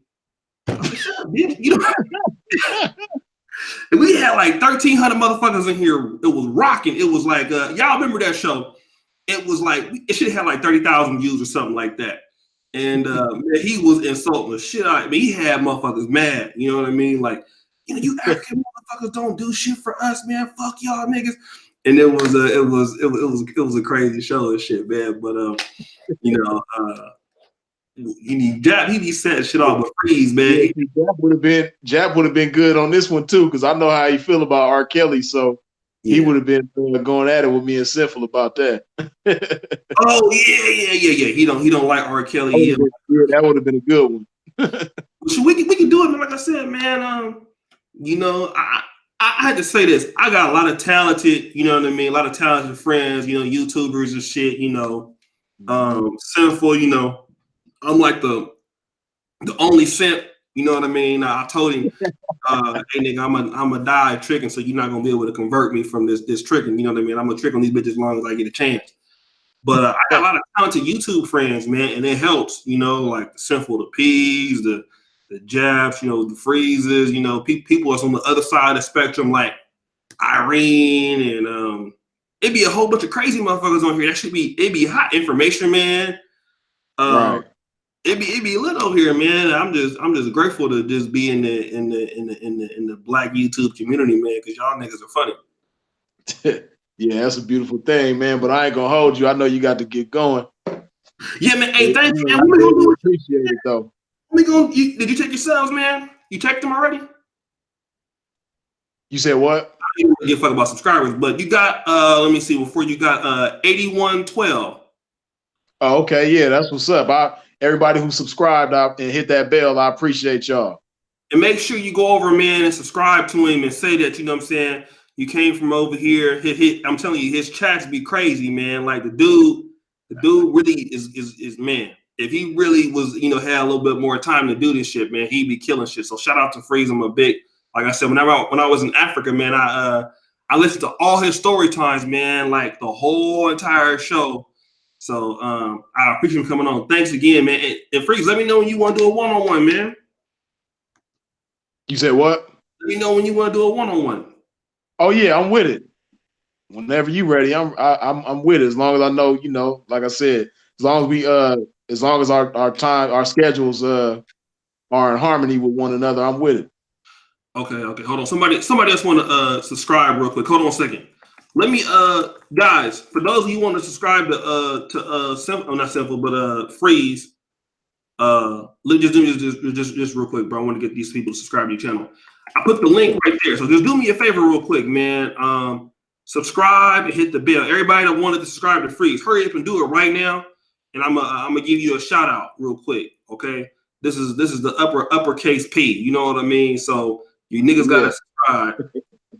Hey, tell them, man, what is a lowercase P, man? Tell them what that is, what that's about.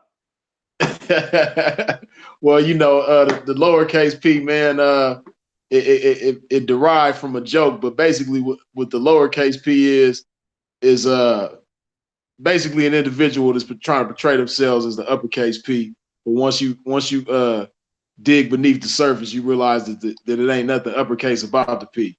You know what I mean? P standing for pimping. You know, you got a lot of cats that try to portray themselves to be that uppercase P, man, but they just don't live up to it, man. They can't live up to the uppercase P, so they really just lowercase P guys. You know what I mean? But blessings to them nonetheless, though. All right. So we got some subscriptions coming up here, just real quick. Thank you guys for subscribing. Let's see, we got up to 8124, 8126.